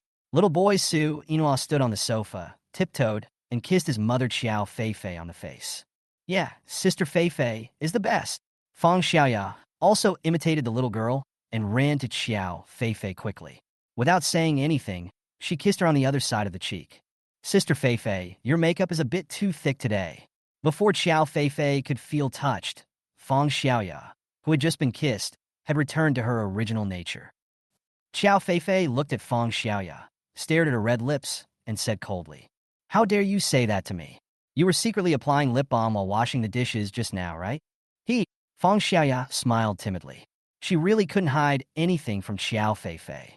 Seeing that she was no match for Qiao Feifei, Fang Xiaoya had no choice but to shift her target back to Su Yang. "Brother-in-law Su, I want to drink milk tea." Su Yang's eyelids twitched, and he spoke in the same unpleasant tone. "This is milk tea, not green tea." Sister Feifei, look at him. Fang Xiaoya was still acting her best, but Qiao Feifei ignored her at all. She turned her head to look at Su Yang. "Well, I don't like milk tea. Can I add coffee?" "Okay, but I'm afraid it won't taste sweet enough." Su Yang thought for a moment and continued. "I'll try adding some other seasonings to it, so it will taste better." Qiao Feifei nodded. She was quite impressed with Su Yang's skills. "Papa, I want some too. I want to drink too." "Don't forget your little cutie," the little guy Su Inua said quickly. "Don't worry, we won't forget our little cutie." Su Yang touched the little guy's head with a very doting expression on his face. "Su bo su." Fang Xiaoya naturally didn't dare to say any more nonsense. What if Su Yang was really angry and refused to let her do it? She is already in her 20s, so what's wrong with Su Yang doing something for her as her brother-in-law? "Both," Su Yang said to Xiaoya with the same smile. Isn't he childish enough to argue with a little girl like Fang Xiaoya? Besides, food tastes better when it is shared. Just like eating, when one is faced with all kinds of delicacies from land and sea, it is actually just like that. But if someone else competes with you to eat it, the taste will immediately be different. At the very least, the taste will rise to that of 4 or 5 floors. Generally speaking, 1 pound of osmanthus oolong tea can make about 50 cups of tea. Su Yang bought 10 kilograms of tea today, which means that he could make 500 cups of osmanthus oolong tea. In addition, based on Su Yang's understanding of the tea recipe in his mind, he also made some modifications and upgrades. It is not just as simple as pairing it with osmanthus oolong, but coconut milk and milkshakes can also be added to it. In this way, without affecting the taste, customers will have more fresh choices. After all, there are many people like Xiao Feifei who don't like to add fresh milk to it. Su Yang will also take these different flavor options into consideration. Chapter 261, it's just a cup of milk tea. And you can't even think of anything like that? Su Yang walked into the kitchen and took out the whole milk and coffee beans he had bought. If you want to make good milk tea, it is not enough to just add milk. You also need to add a certain proportion of light cream. While Su Yang was making tea, he also ground the coffee beans into coffee powder. Before he and Xiao Feifei divorced, Su Yang would occasionally prepare a cup of coffee for her. He was already very familiar with the job of grinding beans. But now, after the system improvement, Su Yang's understanding of grinding coffee beans has become more comprehensive. When it comes to grinding coffee into powder, it is very important to control the degree of grinding. Even the size of the ground coffee particles will have different effects on the subsequent dissolution and filtration speed. It can be said that at Su Yang's level, every detail is under control very well. This is why Xiao Feifei used to like drinking coffee from a specialty shop on the street. I have to say, their coffee is indeed much better than the one Su Yang brewed before. In industrial production, the precision standards of this type of particles are almost impeccable. However, Su Yang is very different now. He was tinkering in the kitchen leisurely, pouring out the brewed osmanthus oolong tea and brewing the ground coffee powder. Of course, during the brewing process, although Su Yang was distracted by three things, he actually had a clear grasp of the brewing temperature. Whether it is cold brew or hot brew, it is very important to control the temperature, which will greatly affect the taste of the brew. The aroma of tea is determined by the quality of the most basic tea leaves. Every detail determines whether the perfect tea can be brewed. In the living room, Fang Xiaoya and the little guy were fighting for the remote control. One wanted to watch the story between mother-in-law and daughter-in-law, and the other wanted to watch the domineering female CEO falls in love with me. It can be said that the taste of both of them is top-notch. Xiao Feifei took her time to walk around, and before she knew it, she came to the kitchen door and saw Su Yang busying around inside. Although it was the first time to make osmanthus oolong drink, Su Yang seemed very calm and composed. Just looking at his back gave me an indescribable feeling of reliability and warmth. For a moment, Xiao Feifei was even in a trance, as if she had returned to a few years ago. After 15 minutes, Su Yang finally made the milk tea. He brought out 4 cups of osmanthus oolong drink and placed the coffee-mixed milk tea that Xiao Feifei liked in front of her. In order to balance the taste, some skimmed milk is added, which not only makes the taste better, but also does not cause fattening. Xiao Feifei smelled the osmanthus oolong drink that Su Yang specially made for her, and the taste was really quite unusual. The light aroma of milk is mixed with the smell of coffee, and there is also a pleasant tea aroma. Just by putting my nose close to it and sniffing it, I couldn't wait to have a taste. As for Fang Xiaoya and the little guy, Su Inuo, they were completely unable to resist. The two of them simultaneously picked up the osmanthus oolong drink on the table and took a sip without hesitation. Good, delicious. The little one, Su Inuo, and Fang Xiaoya's eyes lit up. Although they had expected that the milk tea made by Su Yang would be delicious, this was too delicious, right? The tea soup is mellow and the water feels smooth, especially in the mouth. It is full of the fragrance of osmanthus and the mellowness of Jinxian oolong tea. This is the first time I have experienced such a wonderful feeling. I have only heard others say before that only those who truly understand tea can understand the greatness of tea art. But at the moment, Fang Xiaoya and Su Inuo didn't understand at all. But this kind of tea is fragrance, and the wonderful taste of tea and the fragrance is simply amazing. When Xiao Feifei saw the expressions of the two people, the corners of her mouth couldn't help but curl up. It's just a cup of milk tea. Look at what you have accomplished. Xiao Feifei picked up the cup very gracefully, slowly put it to her lips, and took a sip. Oh, this smell! Sweet and rich, smooth and refreshing. Xiao Feifei's eyes also lit up as if there was light. No, I just took a sip of milk tea. Why do I feel an indescribable sense of comfort and ease all over my body? It was as if I had returned to my childhood summer vacation, and a summer breeze mixed with the scent of sea water, blew on my body. She looked at Su Yang. This osmanthus oolong drink was indeed delicious. If they could get the recipe, with the Chow family's financial strength, opening a nationwide chain of milk tea shops wouldn't be a problem. Wouldn't it be more profitable than a hotel then?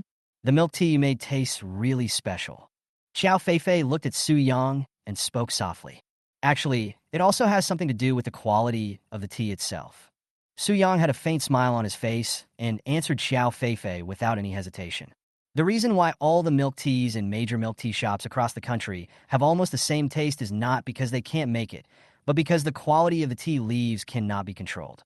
Chain milk tea shops will inevitably have to find suppliers in large quantities, so the quality of the tea cannot be guaranteed. When the tea doesn't have enough fragrance, they can only add essence and other things to it to achieve the desired effect. I don't need to say much about these technologies and hard work. No matter how much you imitate the fragrance of tea, there will always be a taste that is not right. Especially if you drink it for a long time, it's not good for your health. Su Yang's words killed Xiao Feifei's idea of opening a chain of milk tea shops in the cradle. Indeed, he was absolutely right. Unless this can be done, the quality of tea in every milk tea shop must be strictly controlled. That's what I said, but how can I do it? It's simply impossible. In particular, Xiao Feifei even felt that even if the quality of the tea was well controlled, it would be useless if Su Yang didn't make it himself. I just took a few peeks into the kitchen. The skillful way Su Yang made milk tea was something not everyone could learn. Xiao Feifei is a little doubtful now. Did Su Yang really graduate from the same university as her? Besides, there is no such major as milk tea in school. Does he get up from his bed every night while I am asleep and take an overnight flight to New Oriental for further studies? Otherwise, where did Su Yang get all these technical skills and theoretical knowledge?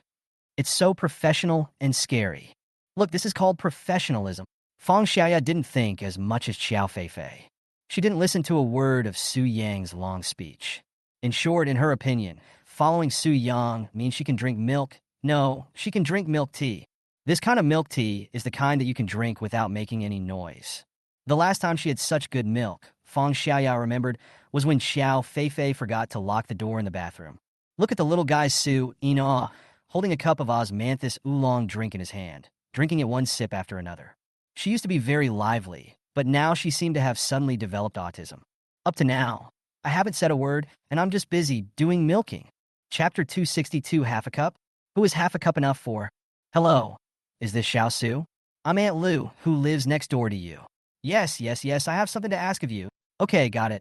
Su Yang put down the phone in his hand, then glanced at Xiao Feifei and others in the room. Sorry, I have to go out for a while. After Su Yang finished speaking, he turned and walked out. Xiao Feifei and others in the room began to fight for the leftover osmanthus oolong drink that Su Yang had cooked. Of course, Xiao Feifei was still well-mannered. Although she wanted to drink very much, she did not grab it directly. Fang Xiaoya naturally completely disregarded her own image.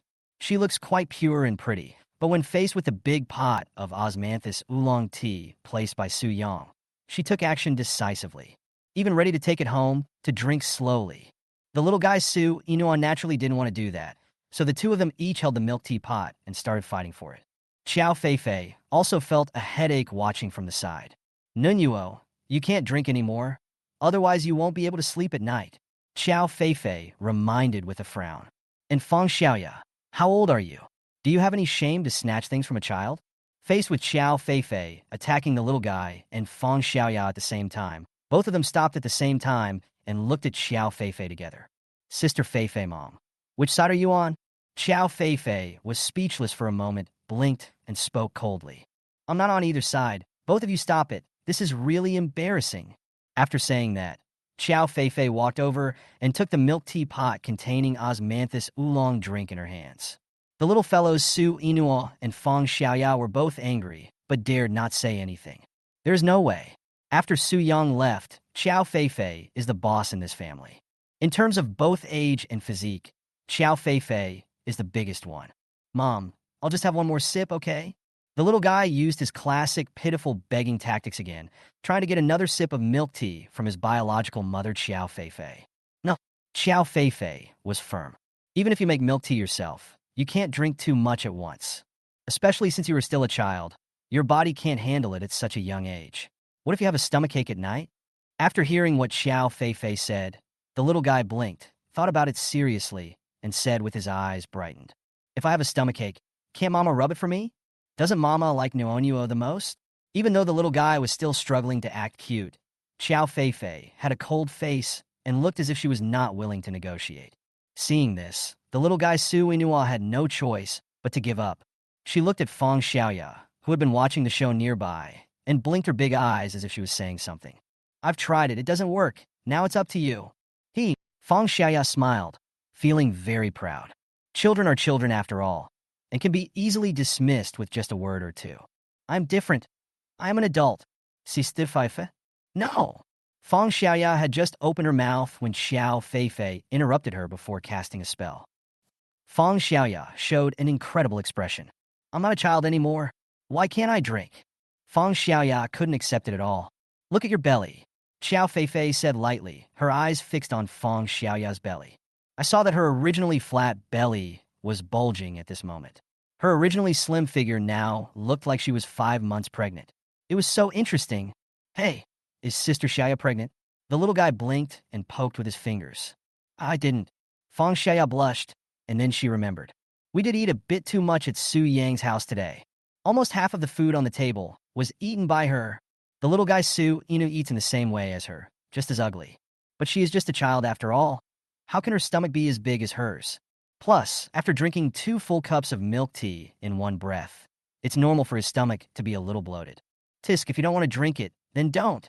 What's the big deal?" Although Feng Xiaoya said this, her eyes were still fixed on the milk tea pot in front of Xiao Feifei. It is obvious that as long as Xiao Feifei lets down her guard, she will take decisive action.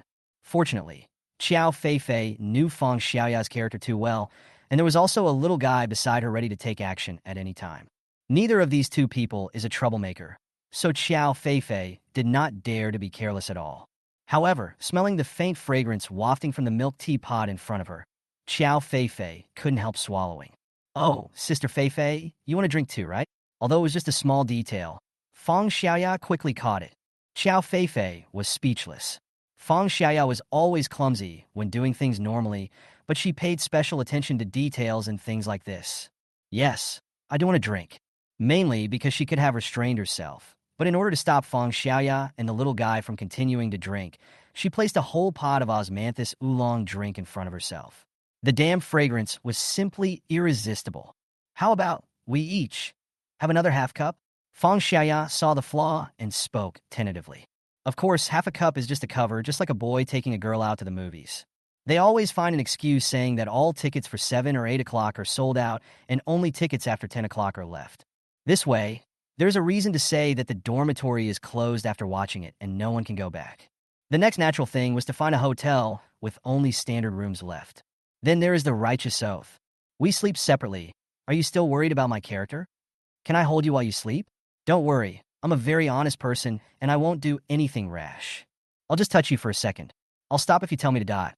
I swear I will never cross the line. Trust me, wear it. Actually, you like it too, right? Speak to me quickly." "I'm sorry. You were so beautiful yesterday that I couldn't control myself." Xiao Feifei naturally understood this routine, but she couldn't help but really like it. "Oh," she said she also likes the osmanthus oolong drink made by Su Yang. "Then you can only drink half a cup." Xiao Feifei thought about it and finally gave in. Seeing this, Feng Xiaoya and the little guy, Su Ino, instantly showed a triumphant smile. "Half a cup? Once you start drinking, will it be your turn to decide? Who is half a cup enough for?" If Su Yang knew about this, he would think we didn't like the milk tea he made. "Mom, don't worry, Sister Xiaoya, and I will never drink too much." The little guy's solemn guarantee made Xiao Feifei feel that it sounded familiar. Chapter 263, There is not a drop of blood in the veins. It's all milk tea. Su Yang had just come back from work. As soon as he entered the house, he smelled the fragrance of osmanthus oolong. Look at Xiao Feifei, Feng Xiaoya, and Su Inua. All of them were lying on the sofa. Their bellies were bulging, but they were still holding the milk tea in their hands. "Know what's going on? I had just been away for a short while, and a milk tea tragedy almost happened at home. When the 3 of them are sent to the hospital, the doctors will probably be confused when they're giving them the infusion. There's not a drop of blood in my veins. It's all milk tea. Are you drinking milk tea as if it were wine? Su Yang showed a helpless expression and walked to the table. In a blink of an eye, a large pot of milk tea had been finished by the three people. Especially looking at the state of the three people, they even seemed to be drunk. I've heard of people getting drunk, but now there are even people getting drunk on milk. Papa, I only drank 3 cups. When the little guy saw Su Yang come in and saw his father, who looked unhappy, he hurriedly explained. Mom drank 4 cups, and Sister Xiaoya drank 5 cups. They both drank too much. How dare you say that? Su Yang was cleaning the table and confiscated all the remaining milk tea in the three people's cups. He definitely can't let the three of them continue drinking milk tea today. If this goes on, he won't be able to explain to Qiao Wenshan and his wife. In case Qiao Feifei and the little one were admitted to the hospital at the same time, Qiao Wenshan rushed over and asked what was going on. It turns out that it was because of the osmanthus oolong drink that he made. So Qiao Wenshan must definitely try it too, right? At his age, Qiao Wenshan is not as young as Qiao Feifei and the others. If he drinks so much milk tea, his blood vessels might really explode. He doesn't want to bear these responsibilities for no reason. You too, I was just out for a while. Why didn't I keep an eye on them? Su Yang put away the milk teapot and poured out the remaining tea in the three people's cups, then spoke to Qiao Feifei. Indeed, it tastes quite good. I also couldn't help myself. There was an obvious blush on Qiao Feifei's face, and even the tone of her voice was different from usual. The originally cold tone now sounded like he was speaking in a coquettish tone to Su Yang. To be honest, in the past, Qiao Feifei's coquettish behavior was a hidden script. It is a state that can only be achieved under very difficult circumstances. I didn't expect that today. Just drinking too much milk tea would directly trigger the hidden power. If I had known this earlier, there wouldn't have been so much fancy foreplay. Why go through so much trouble? She's such a grown-up, really. Su Yang glanced at Qiao Feifei inadvertently, and that stunning face came into his sight. The long eyelashes are like a carefully carved crescent moon, gently drooping and playfully curled up. The cherry red and plump lips have an alluring luster, as if the sweetness would overflow with a light sip. As the distance suddenly shortened, he could even vaguely catch the subtle fragrance of osmanthus wafting from Qiao Feifei's mouth, fresh and intoxicating. Qiao Feifei showed a cute and charming smile, and even Su Yang was stunned for a moment. You've drunk too much. Su Yang calmed down and spoke lightly. Qiao Feifei did not refute, but just leaned lazily on the sofa, the blush on her face getting worse. She was indeed drunk. But it's not like drinking, it's just because I ate too much for dinner today. After drinking several cups of milk tea, my stomach was so full. This is how people work. When the stomach is almost full, more blood needs to be activated to promote digestion. This results in insufficient blood supply to the brain. People will start to feel sleepy and become like Qiao Feifei now. Of course, in medicine, there is also a more professional term, drunken rice. Okay, go wash your face. It's getting late, and you still have to take the little one back tonight. Su Yang spoke slowly to Qiao Feifei. I know. Qiao Feifei stood up slowly, then stared at Su Yang, pursed her lips, and spoke. What? Did you go out for just now? Did a girl ask you out? Su Yang was slightly stunned, then replied indifferently. I also thought it was a pretty girl, but unfortunately, it was just the Annie next door. Her car happened to be parked behind mine, and because her driving skills were really bad, she wanted me to move. Is it like this? Qiao Feifei smiled. She walked towards the bathroom, where Su Yang had already prepared hot water and a clean face towel. Seeing Qiao Feifei leave obediently, Su Yang turned his attention to another troublesome guy, Fang Xiaoya. I want to drink more. Fang Xiaoya was also lying on the sofa, looking a little dazed. She had just finished her 6th cup. With her strength, the 7th cup would be no problem, and she could easily get it. Still drinking? If you drink any more, you'll be on the news tomorrow, believe it or not. Su Yang glanced at the other person and said unhappily, I've only ever heard of people having their stomachs washed after drinking too much alcohol. Do you want to be the first person to have their stomachs washed after drinking too much milk tea? Or do you want to take this opportunity to ruin my reputation so that I can't sell the things I put up at the stall in the future? Hearing Su Yang's joking words, Fang Xiaoya smiled faintly. Although she was not as charming as Qiao Feifei, she was still pretty enough to make fish sink to the bottom of their chests and geese fall to the ground. I have to admit that Fang Xiaoya has a very good foundation, especially since she put on makeup today. Su Yang had noticed it from the moment he entered the door in the evening. However, Fang Xiaoya is much younger than Su Yang and Xiao Feifei after all. In Su Yang's heart, he always regarded her as just a younger sister. Okay, get up quickly and have a good rest at night. Hey, I get it, uncle. Fang Xiaoya stood up, shaking her body, and started talking nonsense again. Su Yang shook his head. Only Xiao Feifei could calm this girl down. Of course, even Xiao Feifei couldn't hold her down every time. Seeing Fang Xiaoya also went to wash her face, Su Yang's last gaze fell on the little guy, Su Ina. Even Su Yang didn't say anything. Just a look and a head-banging gesture, and the little guy immediately spoke hurriedly. Papa, I know, wash your face, I'll go now. The little guy quickly got up and followed Fang Xiaoya to the bathroom. Su Yang smiled lightly. This little cutie really only remembered the food but not the beating. Every time, he had to use his brain to make her recall the painful memories. By the time the three of them came out of the bathroom, they all woke up.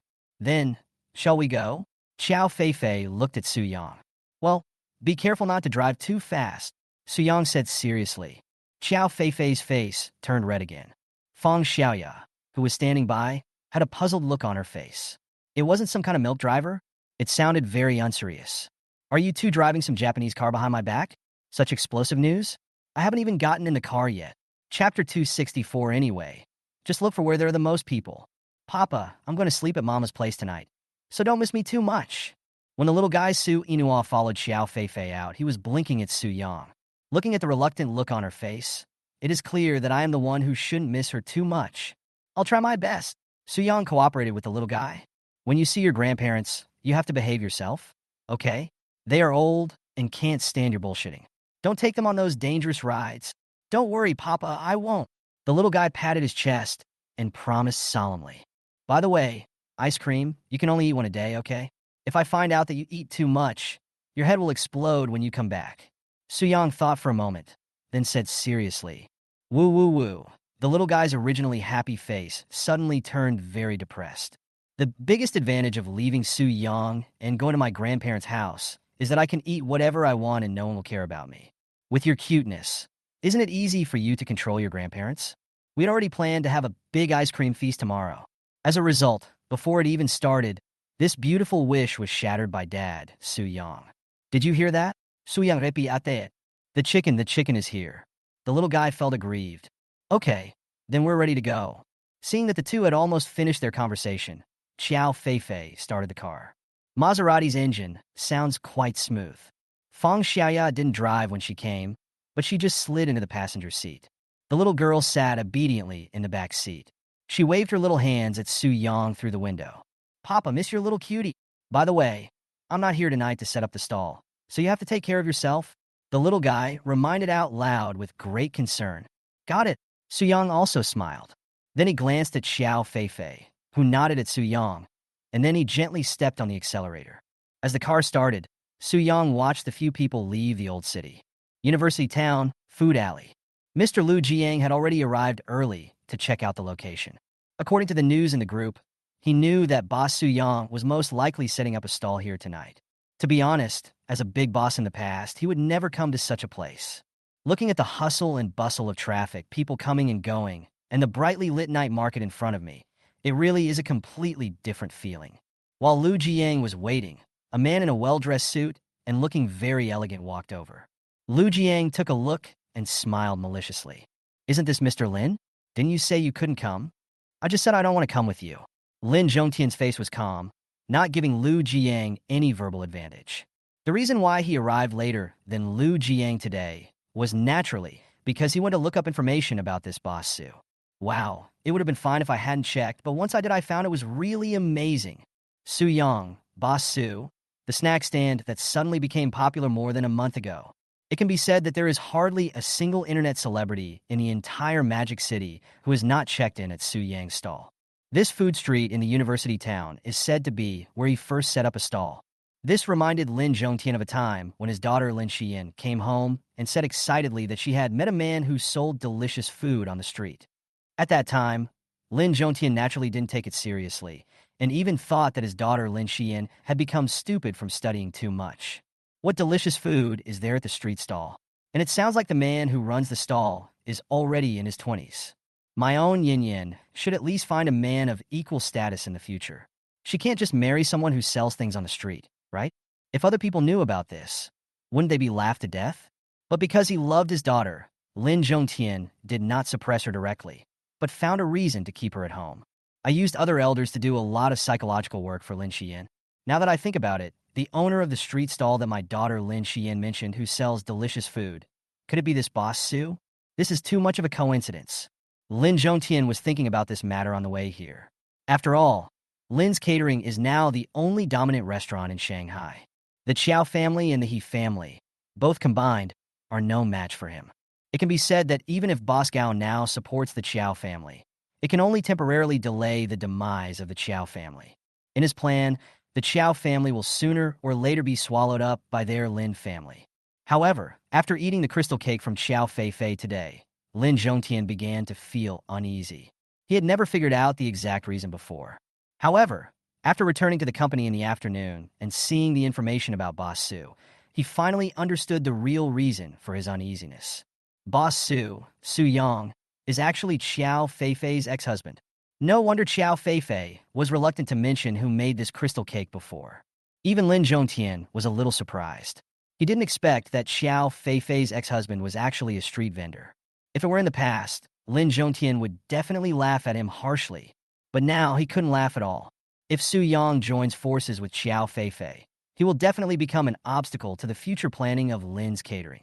There was a flash of determination in Lin Zhongtian's eyes, and he said something very well.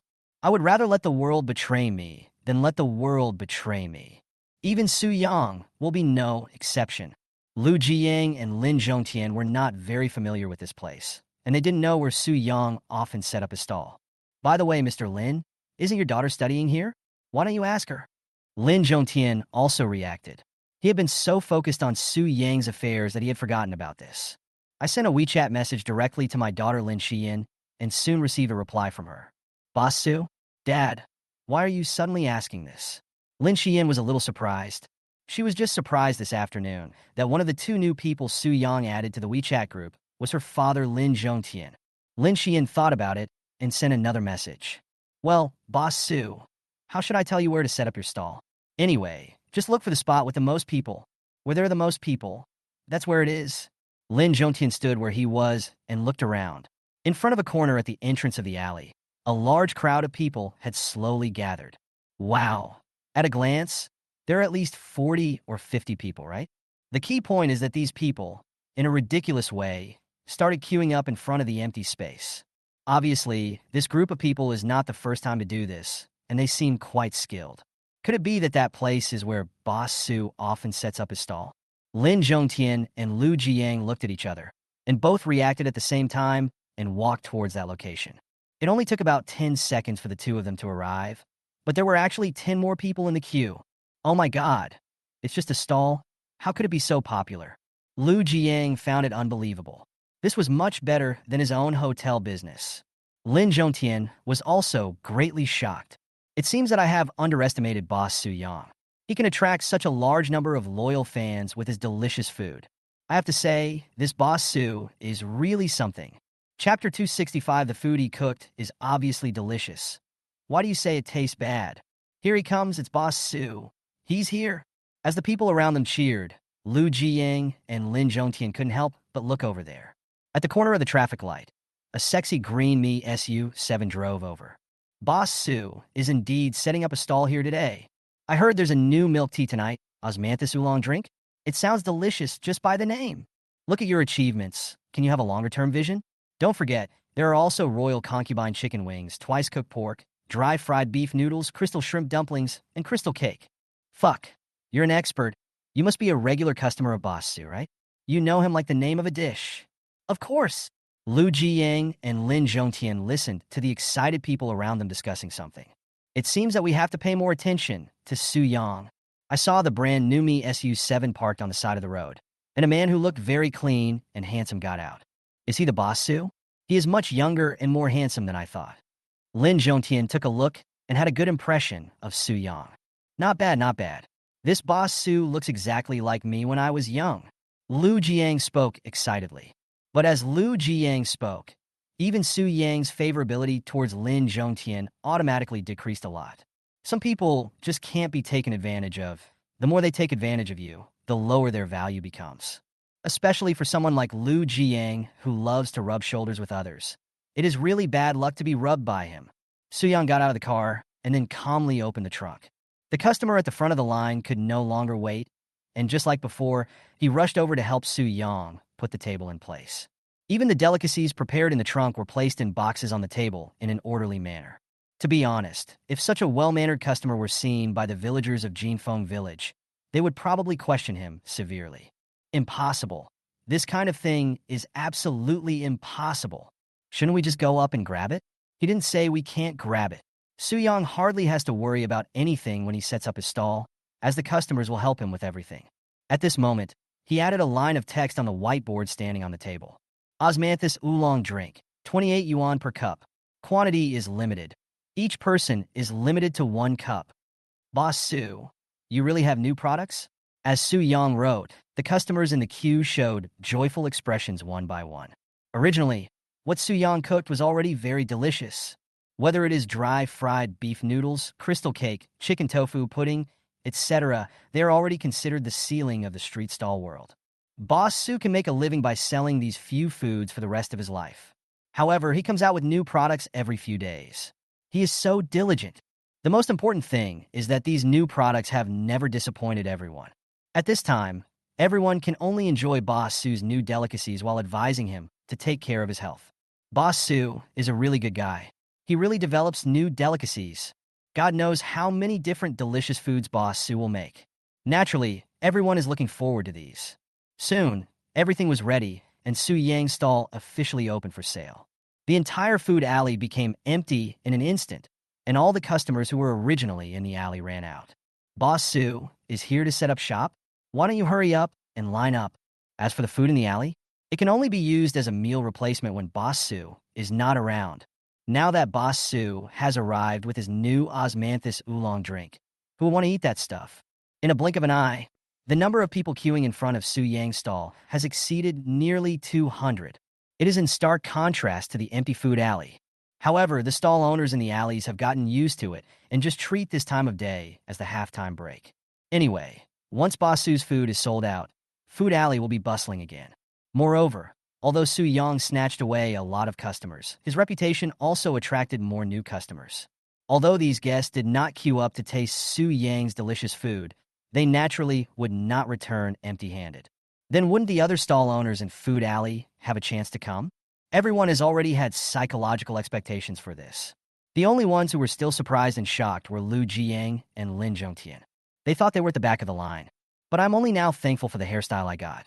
Fortunately, I queued up in advance. My current position is so much more comfortable than those who just queued up. In just 1 or 2 minutes, the number of people in line exceeded 200. Where the hell can we go to seek justice? In particular, these old fans and customers of Su Yang are all very scheming. Whenever there are passers-by passing by here, they haven't figured out the situation yet. And out of curiosity, they come forward to ask why everyone is queuing here, and whether it is because the food made by the stall owner is delicious. The answer I often get is the same answer from everyone. No, it's not delicious at all. At this time, passers-by would show a puzzled expression on their faces, as if saying, "It's not delicious. Why are you waiting in such a long line?" At this time, the people in the queue will directly answer, "Oh, there is nothing we can do. We are all agents, and we have received the money. Brother, you don't have to waste your time." These deceived newbies even took a long time to react and still had to say thank you to these scheming old customers. Not to mention Lu Jiang, even Lin Zhongtian shook his head. Sure enough, this is human nature. They say that business is like a battlefield, and now it seems to be no exaggeration at all. In particular, this sentence not only refers to the competition between bosses in various industries, but also their corresponding fan customer groups are a kind of competition. Whose products are better? Whose hotel services are better? Word-of-mouth reputation from customers is often quite important. However, today Lin Zhongtian and Lu Jiang have broadened their horizons. The previous understanding was completely reversed when it came to Su Yang. Obviously, the food he cooked was delicious, but everyone just pretended it didn't taste good. The reason why everyone says the food he cooks is not delicious is because the food he cooks is so delicious. It may sound a bit awkward and unbelievable, but this is the truth. After all, Su Yang is currently running a street stall, and the food he sells is limited every day. If there are too many people coming, won't I be able to eat? For example, today, although Su Yang made a new milk tea, osmanthus oolong drink, it is estimated that only about 150 cups were sold. Needless to say, the first 150 customers in line must have a cup each. As for the customer ranked 151, he could only consider himself unlucky and secretly wipe away his tears.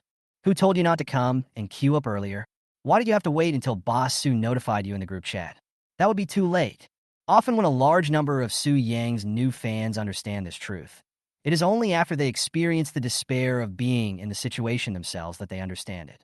Didn't Lu Sun once write this passage on his desk? There was once a delicious meal in front of me, but I didn't cherish it.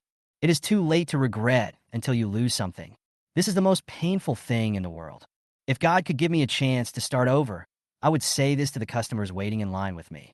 It's all Chapter 266, Where is your arrogance? I still admire your arrogance, just now.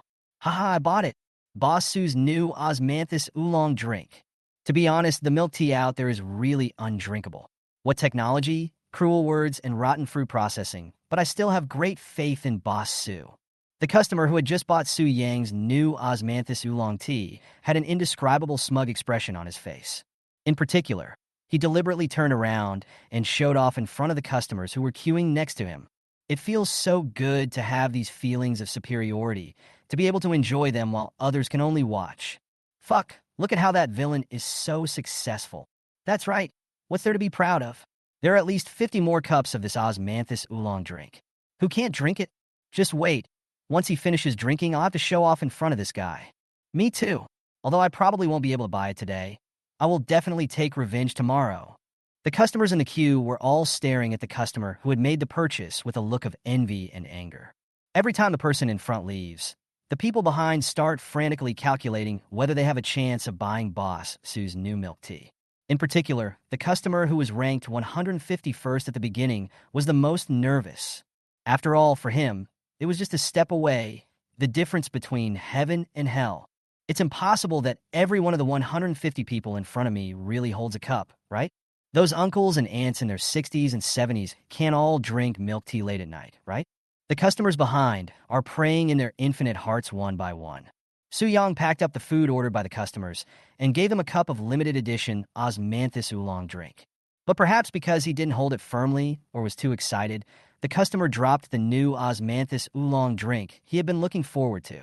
With a snap, not only the milk tea was shattered, but also the customer's heart. My milk tea! The expression on the customer's face instantly changed from joy, with his eyes shining to sadness. No, I was lucky enough to get in line, but I ended up having a handcart. The customer just stood there in a daze, his mind was blank. At this moment, he wanted to die. It's just a cup of milk tea. Is it a big deal for a grown man? The customer in the back suddenly asked. That's right. Look, this customer doesn't care about Boss Su's new milk tea. Can't I just give this to you later? When did I say I don't care? I'll fight anyone who dares to take my osmanthus oolong tea.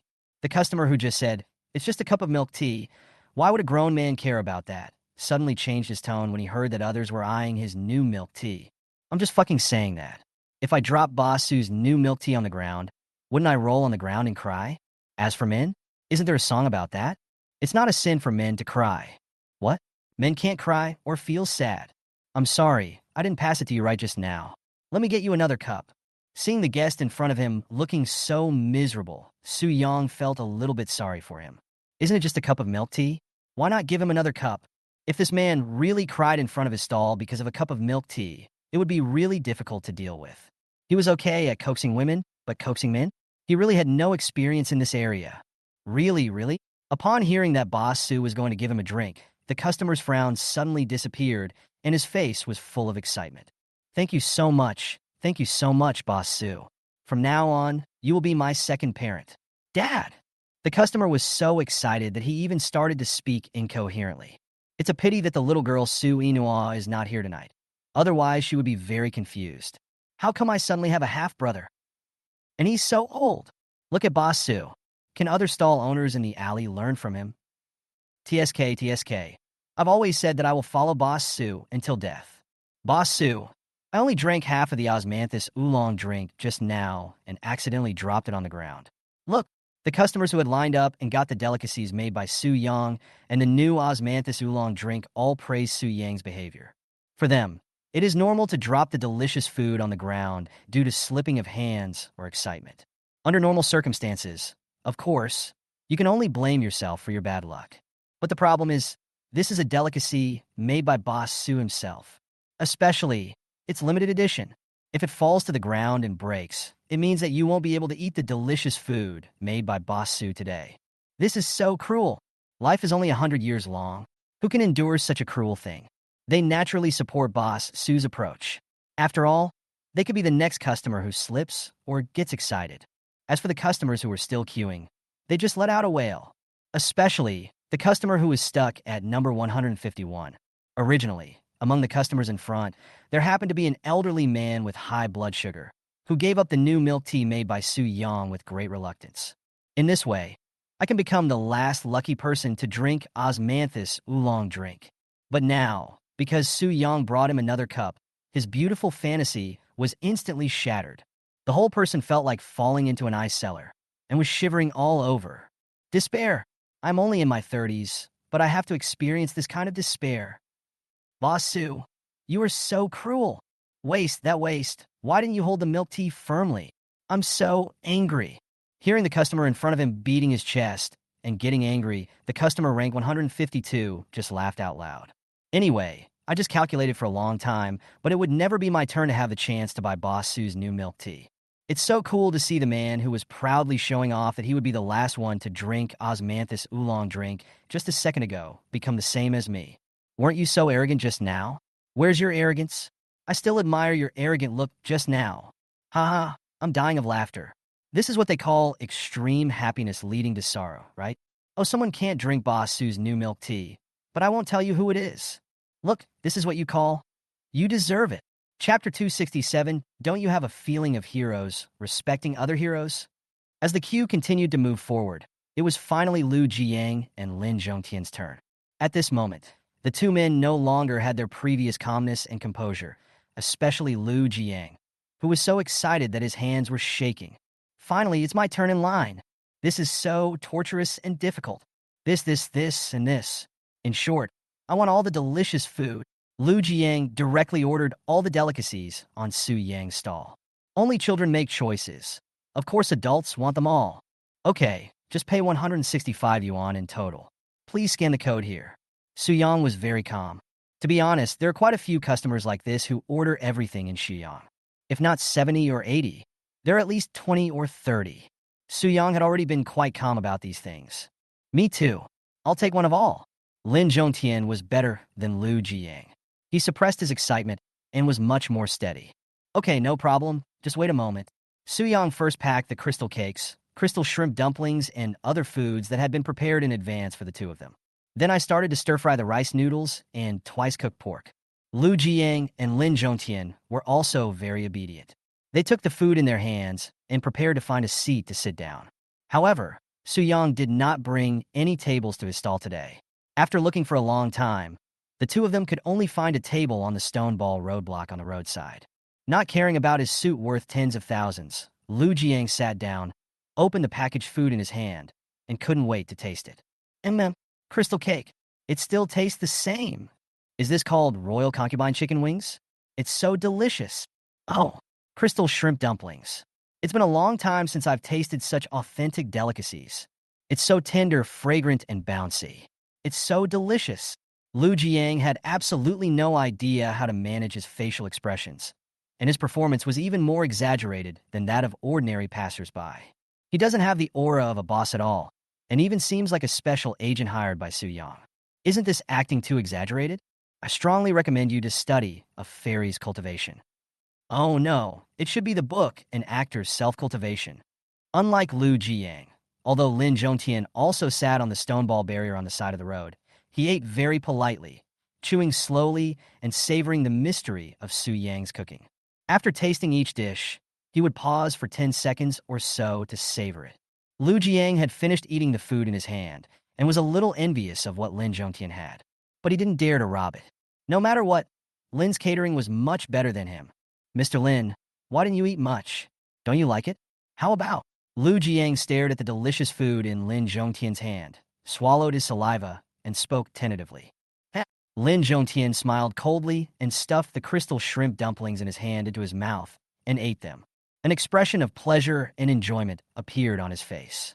He leisurely took a sip of the new cinnamon-scented oolong tea and praised it. This boss Su is incredible. He's a talented person. Hearing Lin Zhongtian's words, Lu Jiang instantly became alert. He immediately concentrated all his attention and said very seriously, Boss Lin, we have an agreement. I came here before you. This boss Su, I'm determined to get it. Seeing Lu Jiang's determination to win, the aura he exuded was completely different from his usual silly appearance. Lin Zhongtian was also slightly moved. Is Lu Jiang really serious? Is he also interested in Su Yang? But Lin Zhongtian smiled. You're right. You came here first, so Boss Su will give it to you. Lu Jiang blinked, and the momentum that had just built up seemed to be deflated like a ball. No, the script shouldn't be written like this. Logically speaking, shouldn't you, Lin Zhongtian? Fight me fiercely? Neither of us will give in. And we are both determined to let Su Yang be the chef in our own hotel. In the end, there was no choice but to compete on price. Lin's hotel is a big and powerful company, so I naturally cannot compete with them, so I can only endure it. Then came the crucial turning point. I never expected that Boss Su is a man of great integrity, the kind who would not bow down for a few pieces of silver. I don't care about your boss Lin's money at all. I just want to work with me. Lu Jiang, there's nothing I can do. Who made Lu Jiang so charismatic? With the joint efforts of Su Yang and I, we finally succeeded in defeating your Lin group in Shanghai and became the most awesome catering company. The next step is to expand into the catering industry across the country and even to open restaurants around the world. Even if the Trisolarans were to attack the Earth, they would have to come down and have a plate of fried beef noodles first. In Lu Jiang's mind, everything was planned quite reasonably and orderly, but in the end, Lin Zhongtian actually gave up? What the hell are you doing? To be honest, Lu Jiang would never believe that he, Lin Zhongtian, would choose to give up on Su Yang, who had such cooking skills. But what is the reason? While Lu Jiang was still thinking, Su Yang had already prepared the fried beef noodles and twice-cooked pork. Lin Zhongtian walked over first, took the 2 servings of delicious food, and handed over his business card. Hello, Boss Su, my last name is Lin. Nice to meet you. Question mark. Su Yang looked at the business card in front of him. Chairman of Lin's Catering, Lin Zhongtian? In his impression, he seemed to have heard of such a person. Is this the one that Xiao Feifei mentions from time to time? He is currently the biggest and best in the catering and hotel industry in Shanghai. Su Yang nodded at the other party and signaled with his eyes that he should just put the business card on the table. He is very busy now and has no time. Lin Zhongtian was not annoyed at all. Instead, the smile on his face became more polite. If someone who knows him well saw this, he would pinch himself hard. When did Mr. Lin become so gentle? He took the initiative to hand over his business card, but the other party not only did not take it, but he even had to put it on the table himself? If you tell others about this kind of thing, no one will believe it. But Lin Zhongtian did just that. Lu Jiang, who had been waiting in line for a long time, couldn't wait to eat after Lin Zhongtian left with 2 servings of delicious food. He followed Lin Zhongtian's example and handed his business card to Su Yang. But again, Su Yang nodded and motioned for him to just put it aside. Lu Jiang was a little confused. After all, he was a big boss worth hundreds of millions, so why was Boss Su just having this attitude? It's okay to treat Lin Zhongtian like that. After all, that guy only cares about money. How tacky. But why do you treat me like this? Don't you feel that heroes appreciate heroes? Or is it you, Su Yang, who looks down on yourself and thinks you are not a hero? Lu Jiang expressed his confusion. Chapter 268, I knew this milk tea was special. Impossible. There's no reason. Lu Jiang obviously refused to believe the facts before him. He and Lin Zhongtian are both well-known wealthy people in Shanghai. Isn't it written very clearly on that business card in gilded font? Chairman, there's no way Boss Su doesn't know what these 3 words mean. Although he didn't pick it up to take a closer look, he definitely took a look before putting it down. Lu Jiang looked at Lin Zhongtian, but Lin Zhongtian had already left. What kind of person is this Mr. Lin? He has no manners at all. Lu Jiang was speechless. However, even though Lin Zhongtian gave up on Su Yang, he would not give up easily. It must be because I didn't make my purpose clear just now. Even if I had a charismatic personality like Liu Bei, I would have to visit Su Yang 3 times on the street. Liu Jiang straightened his clothes a little and then walked forward. Well, Boss Su, I came here to talk to you about, is it right to come to your Grand Hyatt Hotel and be the chef? Before Liu Jiang finished speaking, a middle-aged man who had just joined the queue spoke for him. Huh? Liu Jiang looked over with a puzzled look. Who is that person who is so talkative? Boss Wang. Liu Jiang recognized him, and his expression became very enthusiastic. This middle-aged man was none other than his business partner, Wang Rui. Wang Rui is a man with a good business sense. It can be said that Liu Jiang has asked him for a lot of advice on business. Every time, the advice given by the other party was quite useful, helping Liu Jiang to turn danger into safety several times. As for Wang Rui himself, although there is no particularly large hotel chain, but in addition to a luxury 5-star hotel, he also has a number of milk tea and hot pot restaurants that he opened in joint ventures with celebrities. For example, Zion Hezwang, Hot One, Huo Fengxiang, Ladula, and so on. This thing itself doesn't really taste that good. But Wang Rui's intention from the beginning was not to make money from those ordinary customers. The overall economic environment is bad. How much money can ordinary people make? His goal is to take advantage of the celebrity's fame and subsequently develop franchise stores. The real sickle is aimed at the middle class who have millions of liquid funds and want to start their own business. Just think about it. The franchise fee alone can be as low as 500,000 or 600,000 yuan, or as high as 1 or 2 million yuan. How much profit can that equal? Opening a store? What era is this? Sometimes it's really better to use some other methods to get things done faster. Of course, only Wang Rui can handle this kind of thing. Liu Jiang, you don't have that brain. As for Lin Zhongtian, of course he was totally disdainful. In his opinion, his reputation is more important. Moreover, he made a lot of money with his advanced catering concept and molecular cuisine, so he naturally looked down on such behavior. Sun Jiang greeted this old friend very politely. Ever since he met Wang Rui, it was as if he had opened the door to a new world. Is it possible to do business like this? I didn't expect to meet you here. Liu Jiang looked surprised. No way. Me too. Wang Rui was about to speak when Su Yang had already packed the food he ordered. He quickly took it and said to Su Yang with a very attentive smile on his face, "Thank you, Boss Su. I have already paid the money." In response, Su Yang just nodded expressionlessly, as if he was not that familiar with Wang Rui at all. Liu Jiang was a little confused at this moment. No, Wang Rui, why are you trying to put your hot face in someone else's cold butt? You weren't like this before. Even when facing me, Lin's Catering, and Lin Zhongtian, you have never been so humble. Although they are both in the catering business, they do not make the same amount of money, so there is naturally no need to please anyone. But today he was so fawning towards Boss Su. To be honest, it's a bit hard for me to get used to it. Liu Jiang stared at Wang Rui in front of him with a gloomy look, wanting to hear his statement and explanation. The other party looked calm, as if he didn't think it was a big deal at all. What? Shouldn't I feel honored to have Boss Su take a look at me? What do you want to express by looking at me like that?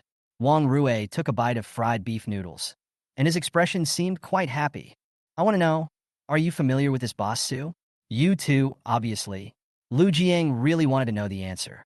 Wang Rui nodded and then shook his head. What do you mean? Mr. Wang, we have been friends for so many years, so please don't give me riddles like that Lin Zhongtian did. Liu Jiang couldn't stand it anymore. Huh? Wang Rui smiled, took another mouthful of fried beef noodles with satisfaction. Then he spoke slowly. Boss Su and I know each other, but we're not very familiar with each other. Wang Rui said as he looked at the customer Su Yang, who was waiting in line. Look at the people lining up.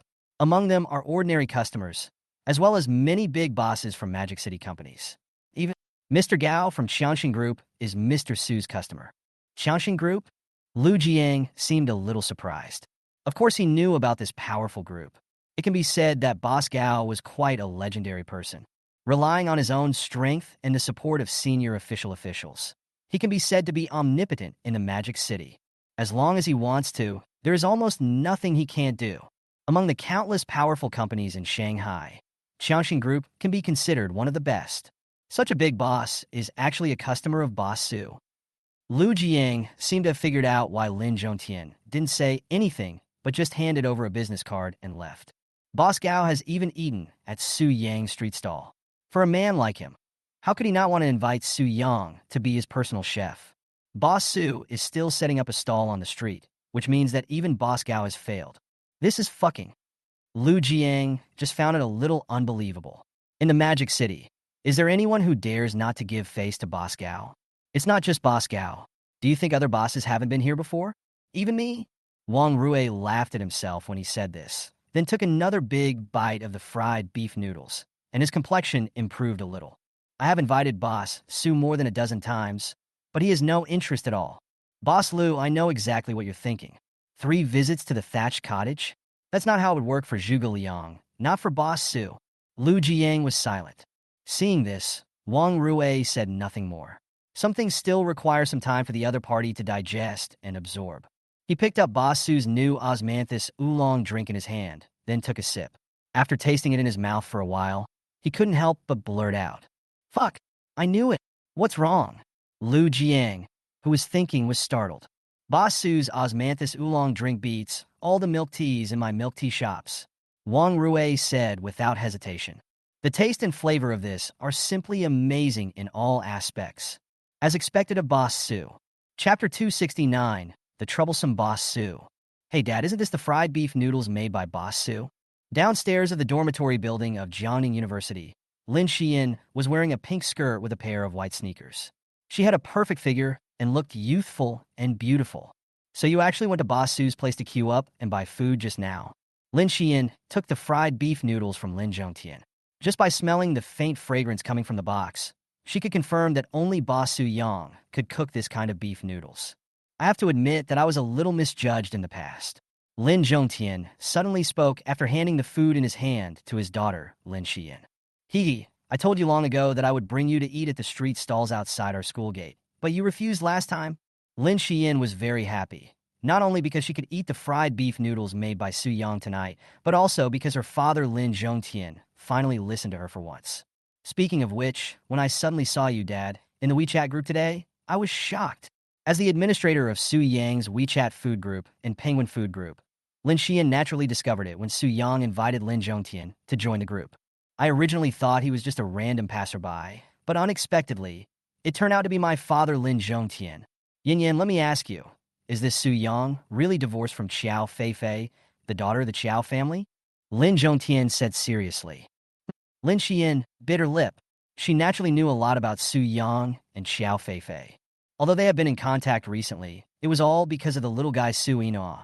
At least for now, I don't think they will remarry. Oh, I see.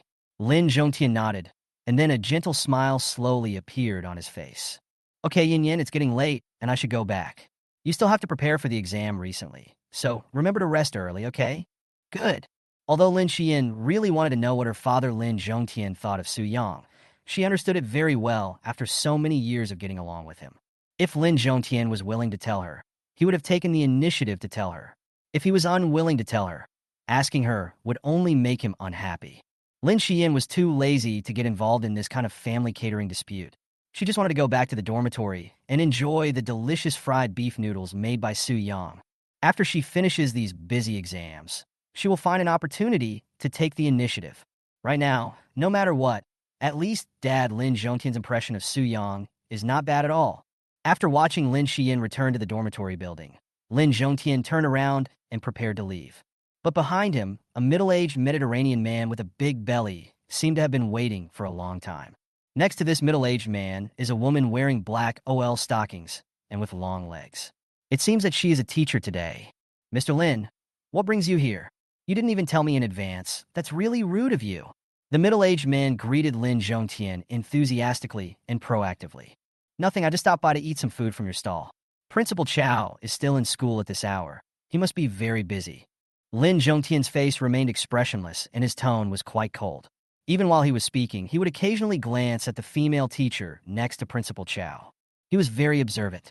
The knees of the female teacher's stockings looked a little dirty. If he had a better eye, he could even find bruises. It is obvious that Principal Chow works overtime and is very good at taking care of people from behind. However, although Lin Zhongtian despises such things, he doesn't mind. In this world, people are easy to control as long as they have desires. What I fear most are people who have no desires and no ambitions. Only people like that can become his real opponent. Right now, The biggest headache for Lin Zhongtian is boss Su Yang. He knew it clearly from the first moment he saw Su Yang. There is no possibility at all to directly invite the other party to be the chef. Such a person will never be greedy for fame and fortune. Street stall? Mr. Lin, you are kidding, right? Although Lin Zhongtian called him Principal Chow, he was actually just a deputy. Therefore, he has always wanted to curry favor with Lin Zhongtian of Lin's Catering in Mo Do. However, Vice President Chow was very clear that the other party had never thought highly of him. In the eyes of people like Vice President Chow, Mr. Lin, how could Lin Zhongtian come to the school late at night just to eat at a street stall? Are those things sold at street stalls really for human consumption? This must be Lin Zhongtian's excuse. Could it be that he has a mistress at school?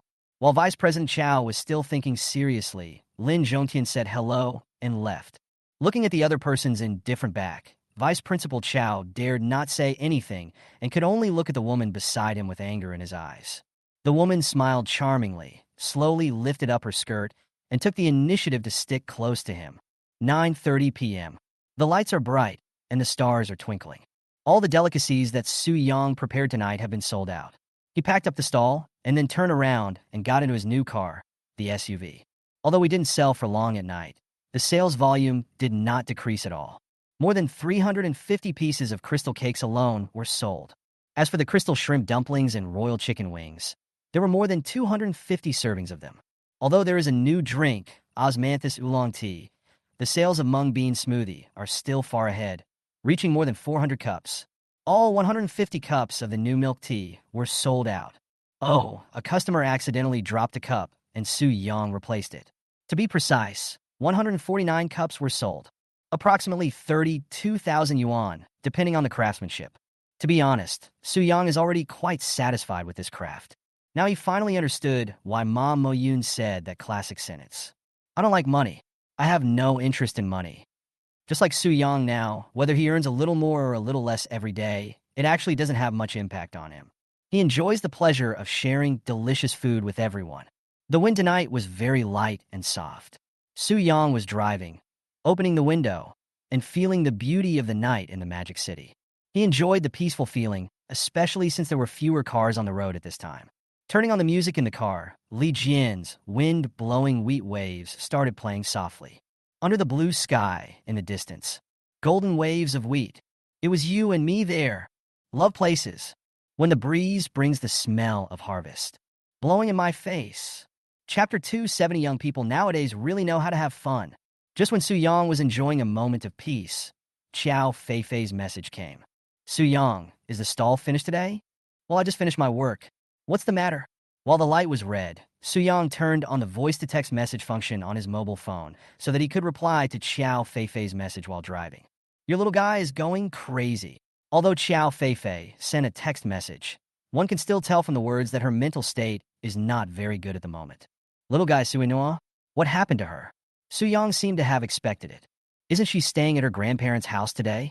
I've only ever seen a grandfather walking his grandson, but today is the first time I've seen a granddaughter walking her grandfather. Su Yang thought for a long time, but still didn't know what to say for a while. Obviously, the fact that Qiao Feifei used the word walk has vividly expressed what the little guy Su Inua has done again. It was probably just that when she was about to take a bath, the little one didn't want to, so she ran around the whole villa. Xiao Wenshan looks quite young, but in fact he worked too hard in his early years and developed a chronic illness. My body can't stand the tossing and turning of going up and down the stairs. Su Yang estimated that within 5 or 6 rounds, Xiao Wenshan would collapse. Then he hurriedly called and asked Xiao Feifei to take action. You should have gotten it done, right? After a long while, Su Yang held back his smile and sent another voice message. I'm going to take a shower now. I just returned to my villa and turned back again. It seems that I can only stay here to watch the little guy today. That's good. Remember to tell the little one a bedtime story. Su Yang reminded. Bedtime story? How can I tell you that? Xiao Feifei now just wanted to take a bath and have a rest.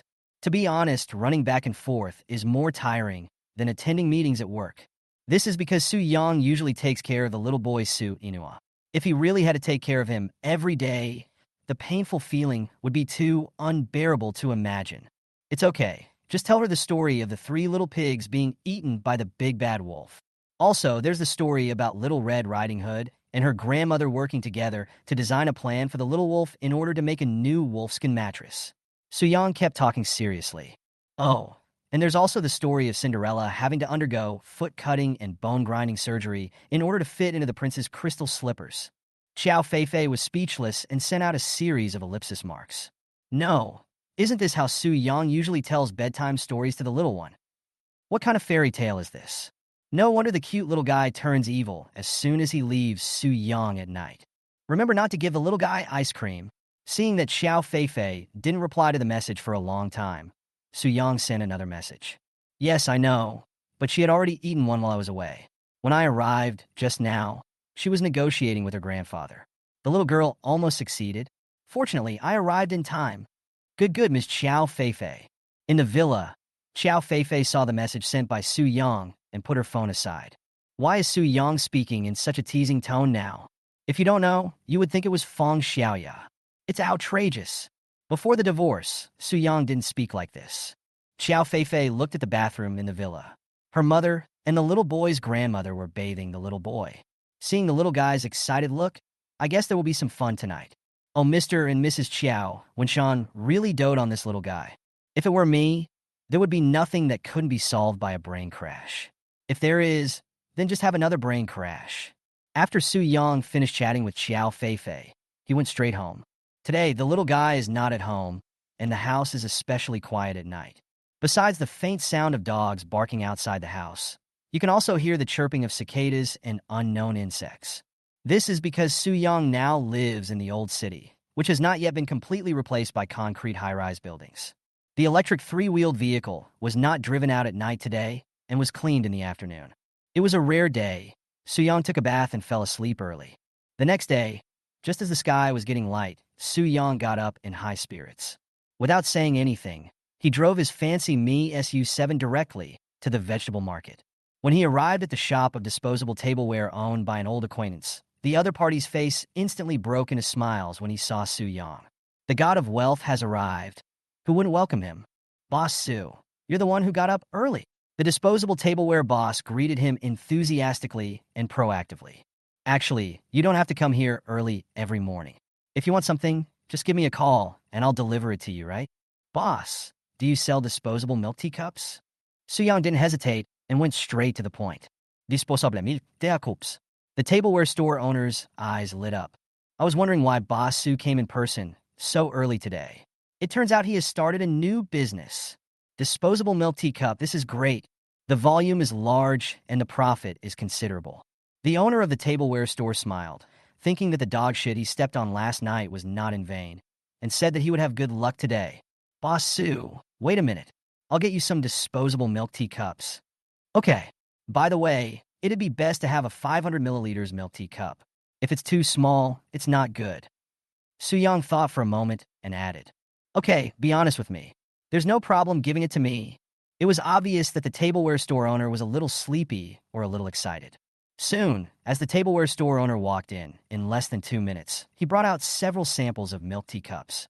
I have to say, the owner of this tableware store is quite something. Just for these one-time milk tea cups, his store has several different varieties. The simplest one is transparent, the slightly more complex one is frosted, and the one with printed fonts and patterns looks more beautiful. This font pattern is not a brand trademark, but most of them are internet buzzwords.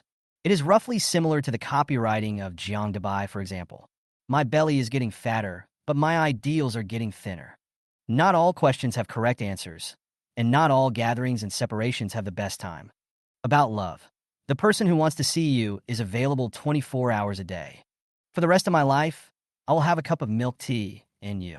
To be honest, this kind of marketing copy is still quite popular and welcomed by young people. If it is some popular online meme, it will be even more popular. For example, the fried chicken at Chicken You Are So Beautiful is not fried chicken. It's fried chicken at Secundian. In addition to the large and small portions of various Korean meats, there is even a very considerate option of middle portion in case you can't finish the large portion and the small portion is not enough. Even Soo-young sometimes can't help but sigh when he sees similar videos. Young people nowadays really know how to have fun. Chapter 271 No. Where's the cold you promised me? I want this kind. Give me 1,000 of them. Soo-young decided on the milk tea cup and then took a look at the lunchbox. And these disposable lunchboxes, I want 6,000 of them. Is that okay? Of course, no problem, Mr. Su. Don't worry. I'll send it to you later. The owner of the tableware shop smiled happily, looking so happy. Problem? How could there be a problem? Let alone 6,000 copies. Even if Su Yang wanted 60,000 copies, he would have to get them even if he had to give up eating or drinking. Thank you, Su Yang said with a smile. What's the big deal? Boss Su, you're taking care of my business and you're being polite to me. The owner of the tableware store waved his hands repeatedly. By the way, Boss Su, I missed your stall last night. That fried beef noodles was so delicious. When you bring the tableware to my yard, I'll fry 2 servings for you. Really? Boss Su, you said it. Rest assured. After Su Yang got the lunch boxes and disposable milk teacups for his stall, he walked around the vegetable market. He bought all the ingredients he needed one by one, and finally asked the vendors to hand over the ingredients to the flower shop owner and the disposable lunchbox shop owner respectively. When the 2 men delivered the goods to the door, the ingredients would be delivered as well. Su Yang just went back home early to make some preparations. The owner of the lunchbox store was also very understanding. He knew Su Yang was very busy, so less than half an hour after Su Yang arrived home, he and the owner of the flower shop delivered all the ingredients Su Yang needed for the day. Su Yang naturally treated everyone equally and gave each of them 2 servings of fried beef noodles and the new osmanthus oolong drink for them to try. The 2 bosses were naturally very happy.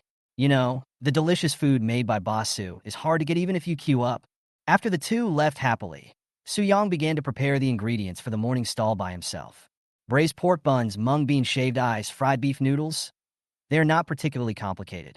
For Su Yang, it was easy to accomplish. The place where he set up his stall this morning was still at the entrance of the primary school, as usual. Although today is a day off, students don't have to go to school, but the residents nearby are still there. Originally, today should be a day of rest where I could sleep and wake up naturally. But there's nothing we can do as Boss Su wants to set up his stall. They all got up from bed early, went downstairs and lined up at the school gate. Not for anything else, just to have a taste of the delicious food made by Boss Su. In fact, not only the residents nearby, but even diners who live far away come here early in the morning. Many of these people were customers who did not queue up last night to enjoy the delicious food made by Boss Su. I was scratching my head the whole night and couldn't sleep well. As soon as the day started and the first subway train started, they couldn't wait to set off. As Su Yang started the fire, the oil heated up, the aroma of the fried beef noodles and the hot steam from the braised pork buns instantly woke up everyone in the queue. Originally, many of these people were dozing off, but the moment they smelled the delicious food, their eyes immediately became clear. It took nearly an hour and a half for Su Yang to finally finish his work and close the stall. Faced with the guests who continued to arrive and the long queues, Su Yang could only say sorry and continue in the afternoon. The other stall owners who had been waiting nearby and awaiting an opportunity quickly stepped forward and cleared their stalls. After all, Boss Su is sold out, so isn't it their turn to shine? All of a sudden, the wonderful smell of various breakfasts wafted in the air. I have to say, after Su Yang's impact, the quality of breakfast here has improved a lot, as if every stall owner has undergone further training. In order to take care of the business of other stall owners, Su Yang took the initiative to buy some breakfast from their stalls after cleaning up his stall. Although he estimated that he could not finish it all by himself, it also gave encouragement to the stall owners. Those customers who originally didn't get to queue up and wanted to wait until the afternoon, when they saw the breakfast stall that Boss Su had paid for, naturally wanted to try it for themselves. Suddenly, other stalls at the school gate also became busy. Su Yang was very satisfied with this. He hoped that his stall could bring more positive development, rather than a situation where there would be no other stall owners within a few miles around his stall. In that case, wouldn't it make me look like a plague god? As long as everyone can improve the hygiene, quality, and taste of their stalls, they should be recognized by diners. In Su Yang's opinion, this is a win-win-win situation. Su Yang had just returned to the old town and parked his electric 3-wheeler in the yard. He originally wanted to eat something small before preparing the ingredients for the stall in the afternoon. Just at this moment, Su Yang's phone suddenly rang. It was Xiao Feifei calling, and Su Yang put the phone to his ear to answer it. Su Yang, the little guy has a fever. Come quickly, City Center Hospital, 7th floor. Okay, I get it. Don't worry, I'll be there soon. Su Yang hung up the phone, feeling a tightness in his heart. Although I know that a cold is not a big problem, the little girl is still young after all, and I am worried that her own immunity is not enough, and it will be troublesome if the cold virus mutates. Su Yang didn't care about the electric 3-wheeler. He ran to the side of the road, found his parked Rice SU-7, put it into sports mode, and started. His movements were smooth and almost seamless, and even the old men and women who were exercising far away looked confused. This Xiao Su, he is in such good spirits. Didn't he just come back from setting up his stall? He didn't even take a break. Even Zhang Yi, who had just gone out to work, was a little stunned. Su Yang's physical strength and driving skills are really good. How could his ex-wife bear it? The launch was too fierce. Here, Su Yang relied on his superb driving skills. Even in the congested morning rush hour, he was like a fish in water and almost always managed to drive on the best route. Soon, in less than half an hour, he finally arrived at the city center hospital. After parking the car, Su Yang came to the pediatrics building. Without stopping, he took the elevator directly to the 7th floor. Originally, when Su Yang was at the door, he took a deep breath, indicating that he should not be too excited later, as it was just a cold. When he had done his psychological work and opened the door, he saw the little guy playing with his tablet computer with great excitement. Grandma Gong Yakin was sitting aside peeling fruit, while Grandpa Xiao Wenshan was holding a fairy tale collection and telling stories. Looking at the doting expressions of the two people, and the little guy swiping the tablet screen in his hand while making the sound of whoosh whoosh whoosh. How the hell does he look like there's nothing wrong? Su Yang stood at the door without saying a word. No, where's the cold you promised me? Chapter 272, is there a shortage of beauties around Su Yang? Su Yang, you're here? After a long time, Xiao Feifei just came in from outside. She just asked the doctor about the situation and was relieved when she learned that there was nothing serious. As soon as I entered the door, I ran into Su Yang, who was standing there in a daze. I knew what was going on without having to think. This is also Mom's fault. I was so anxious when I found the little one coughing twice in the morning. Xiao Feifei looked at Gong Yakin, who was still peeling an apple, and felt helpless. You know, sometimes when you're anxious, everything gets messed up. Especially, my mother forgot that the thermometer at home had been broken for a long time, and it was always inaccurate when taking the temperature. She thought the kid had a fever of 39 degrees, so she was so scared that she sent him directly to the hospital. I didn't know what was going on, so I could only call you. But when I came, I found that your temperature was normal, and there was nothing wrong. Xiao Feifei explained for a long time, and Su Yang nodded to show that he understood. In this matter, it is true that Xiao Feifei cannot be blamed. But you blame the little guy's grandmother? She was just too caring. This can't be said that the other party is making a fuss, right? Su Yang also had nothing to say. Papa, you're here? Long time no see. I missed you so much. Su Inoa, who was excitedly playing Crazy Birds just now, immediately threw his tablet aside after seeing his father Su Yang. She stood up from the hospital bed, opened her little arms, and motioned Su Yang to hug her. Su Yang also showed a gentle smile, walked forward, and hugged the little guy in his arms. Papa. The little guy Su Inoa was in Su Yang's arms, rubbing Su Yang's chin with his soft and tender face, looking very happy. When Xiao Wenshan, who was standing by, saw Su Yang coming, he quickly put away the selected fairy tales in his hand. How could Xiao Wenshan, who had been a big shot in the Shanghai catering industry his entire life, watch something so childish? If his former catering rivals knew about this, they would laugh their heads off and say that he is now a toothless tiger. Xiao Wenshan simply hid the fairy tale collection inside his coat, and then quietly walked out on the pretext of going to the restroom. Su Yang also cooperated and pretended that he saw nothing. Is Xiao Su here? The little guy's grandmother, Gong Yakin, had just finished peeling the apple in her hand. She stood up, greeted Su Yang, and then handed the peeled apple to the little guy. Thank you, Grandma. The little guy took it and took a bite. The big apple was fragrant and sweet, and very delicious. Xiao Su, please sit down first. I'll peel an apple for you, Gong Yakin said as she picked out a big pink apple from the fruit basket next to her. These apples are all carefully selected, and you can tell at a glance that they are not cheap. Mom, no, I don't want to eat. Su Yang did not blame the little guy's grandmother at all. After all, the other party was just too doting and caring for him. When Gong Yakin heard Su Yang calling her mom, she paused while peeling the apple. I almost shed tears. I didn't expect that at this time today, Su Yang would still call me mom. To be honest, Gong Yakin felt a little sorry for Su Yang. When Su Yang and his daughter Xiao Feifei got married, she was unable to convince Xiao Wenshan to give more dowry. Later, after the two of them got married, she was unable to convince Xiao Wenshan to give the shares of Xiao's hotel to the couple. When Xiao Feifei and Su Yang divorced, she was unable to persuade Xiao Feifei to give up the idea. It can be said that Gong Yakin is quite satisfied with Su Yang as her son-in-law. Su Yang will always be the most satisfying son-in-law in her heart. In this life, she only recognizes Su Yang. Gong Yakin looked at Xiao Feifei, who had just walked in, then looked at her and then at Su Yang, telling her that it was enough and she should quickly get such a good man back. Xiao Feifei curled her lips helplessly. This matter. Once the arrow is shot, there is no way to turn back. Besides, the situation is different now. Is there a shortage of beautiful women around Su Yang? There are many things that she cannot do just because she wants to. Besides, Xiao Feifei glanced in the direction of the room behind her. Didn't Xiao Wenshan say anything yet? Although Gong Yakin had no objection to Su Yang as her son-in-law, Xiao Wenshan felt differently. In general, although I can't say I hate it, I definitely can't say I like it either. After all, it was he who encouraged Xiao Feifei and Su Yang to break up. Now that Xiao Wenshan refuses to give in, what can Xiao Feifei say? Gong Yakin peeled an apple and sighed to herself. In this family, no matter big or small, no one can make me worry-free. Just wait and see. When she gets back, she will teach Xiao Wenshan a lesson. Dare to have a problem with his son-in-law? He really doesn't know what the Xiao family surname is.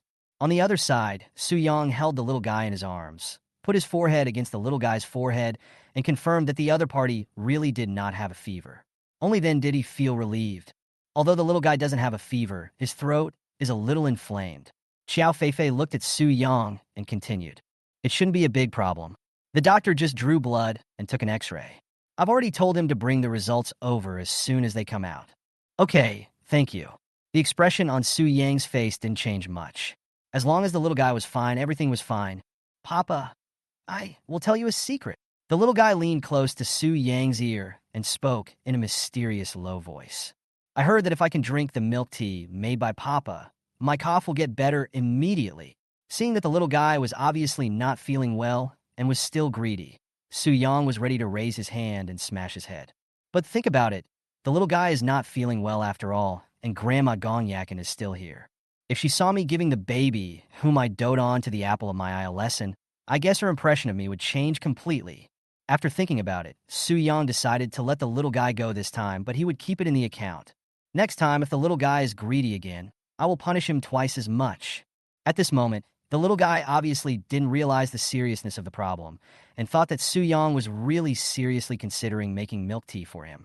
However, when he thought of his father Su Yang's raised hand and the classic head-banging gesture just now, the little guy didn't dare to continue talking. It seems that today is not a good day to drink milk tea. The little guy Su Inua quickly changed his words and said, Papa, I thought about it, and I think drinking warm water is fine. Chapter 273, Grandma Xiao's Plastic Sisters. Does our Nuonyo want to drink some warm water? Come, let Grandma bring it to you. When Gong Yakin heard the little guy Su Inua's request for warm water, she didn't even peel the apple. She just stood up and used a kettle to pour warm water into the little guy's cute water cup. Come, Nuonyo, it's warm water. Gong Yakin was very careful. She even blew on the water before giving it to Su Inua to drink, for fear of scalding the little guy. Su Inua took a sip and smacked his lips a few times. To be honest, this water is just average. It has no taste at all. Compared to this, she would rather drink the mung bean smoothie and osmanthus oolong tea made by her father Su Yang. Those are obviously more delicious. But seeing Su Yang's attitude just now, it's impossible to drink milk tea or mung bean smoothie. Papa, I'm hungry. The little guy looked pitiful again. Since he can't drink the delicious milk tea, he should make something delicious for the little cutie, right? Gong Yakin then remembered that she was so busy peeling fruit that she forgot to prepare food for the little one. She didn't have breakfast, and it's almost time for lunch when she just remembered it. I'll go outside to buy some food. Gong Yakin was going to go to a store near the hospital to buy some delicious food. Seeing this, Su Inua hurriedly said, Grandma, don't. I want to eat what Papa made. Gong Yakin stopped and looked at Su Yang. Su Yang also smiled and pinched the little guy's soft and elastic face. Okay, I got it. I'll go make something delicious for our little cutie. After saying this, Su Yang looked at Xiao Feifei and Gong Yakin. You guys probably haven't eaten yet, right? Both of them shook their heads. Of course they hadn't eaten yet. Then I'll do more. After Su Yang finished speaking, he walked towards the door. At this moment, he met an old woman who was carrying large and small plastic bags in her hands and holding a very well-behaved little boy. Sorry, Su Yang made way and motioned the other two to go in first. Faced with such polite Su Yang, the old man smiled and nodded. Young man, there aren't many young people as polite as you these days. After saying that, the old man took the little boy into the ward and occupied another bed without any explanation. Gong Yakin looked at the two of them and didn't seem to react at all. Logically speaking, for wealthy people like the Chow family, it would be very easy to book an entire ward. It can be done with just a little money and a simple greeting. But the other party just moved in so openly, an old man and a child. After the old man who came and put everything away, he turned around and said to Gong Yakin, Sister Yakin, I'm not saying anything bad about you, but why did you find such a small ward for your granddaughter? Just from the tone of his voice, you can tell that this old man is an old acquaintance of Xiao Feifei's mother Gong Yakin. The old woman's name is Han Xuemei. She and Gong Yakin are old friends, and they have been friends since childhood. It is not an exaggeration to say that we are sisters. What a coincidence is that today, when Gong Yakin brought the little one to see the doctor, she happened to meet this best friend. Her grandson was also hospitalized. He had a fever recently. His little face looked red, and he even seemed to have a loss of appetite. Look, Han Xuemei is carrying large and small bags, all of which are carefully bought meals, just for her grandson to eat. How is it, Sister Shuachin? You haven't eaten yet, right? This is the food I specially packed from the Grand Hyatt Hotel. It's delicious. Let's try it together. Faced with Han Xuemei's enthusiastic invitation, Gong Yakin was very calm and said with a firm attitude, You are the same. Your child is sick, but you don't want to stay in your ward. You have to come and live with my granddaughter. I tell you, if my daughter also has a fever, I will not forgive you. Han Xuemei didn't take it seriously at all. She had already consulted a doctor, who said that the child just had an irregular diet and it wasn't a real cold or fever and it wasn't contagious. Come on, Lele, let's have a meal instead of arguing with your Grandma Yakin. Han Xuemei opened the lunchbox in her hand as she spoke. As the white hot air floated out, the ward was instantly filled with the rich aroma of food. In front of the little boy Lele, one exquisite and delicious meal after another was placed in front of him. Not to mention children. Even adults could not resist the temptation of such deliciousness. It smells so good. Lele's rare rosy face showed as he took a pair of brand new silver chopsticks from his grandmother Han Xuemei. What's wrong? Don't be angry, Sister Yakin. Let's eat together. Han Xuemei didn't consider herself an outsider at all. This is our own hotel. If you want to eat here, you have to queue up. Xiao Feifei blinked her eyes and finally understood. So this Han Xuemei, my mother's best friend, is actually the mother of that annoying Mr. Lu Jiang from the previous meeting. Xiao Feifei remembered that the hotel he opened was called Grand Hyatt Hotel. Although she had never been there, she had heard of it. Gong Yakin remained calm. She could even see it at a glance. How could my best friend come to me to reminisce about the past and treat me to a meal? He's clearly here to show off. Today, Xiao's hotel is indeed declining. Both Lin's Catering and Lu's Hotel can now get a piece of the pie in the Magic City. Especially looking at the large amount of food that Han Xuemei brought. The smug expression that could not be concealed in her words. It was as if she was writing on her face how delicious the food at Junlai Hotel was. Although Gong Yakin doesn't get involved much in hotel business. But I also heard Xiao Wenshan and He Yonyan mention it when they were chatting. The current owner of Liujia Hotel is Lu Jiang. Although he looks harmless and innocent on the surface, he's probably not that simple in reality. I heard that the chef he hired was invited directly from Kyoto. You know, Kyoto is now the leader in Dragon Country's catering industry. Countless outstanding chefs and even state banquet-level chefs can't wait to show their skills there and one day become a top chef recognized by the top officials or even the leaders of Dragon Country.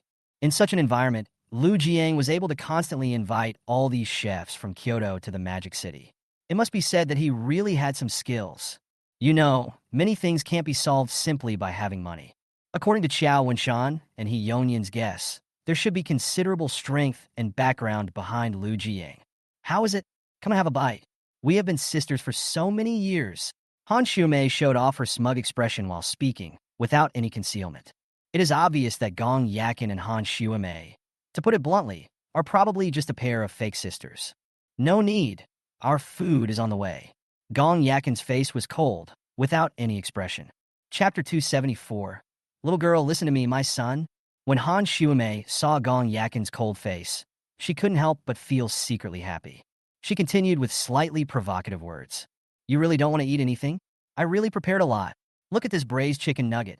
It's so well made. It's so delicious. Isn't that right, Lele? Yeah, yes, Grandma. This meat is super delicious. Lele nodded heavily, indicating that he fully agreed with what Grandma Han Shuame said. These dishes are really delicious, worthy of being my father.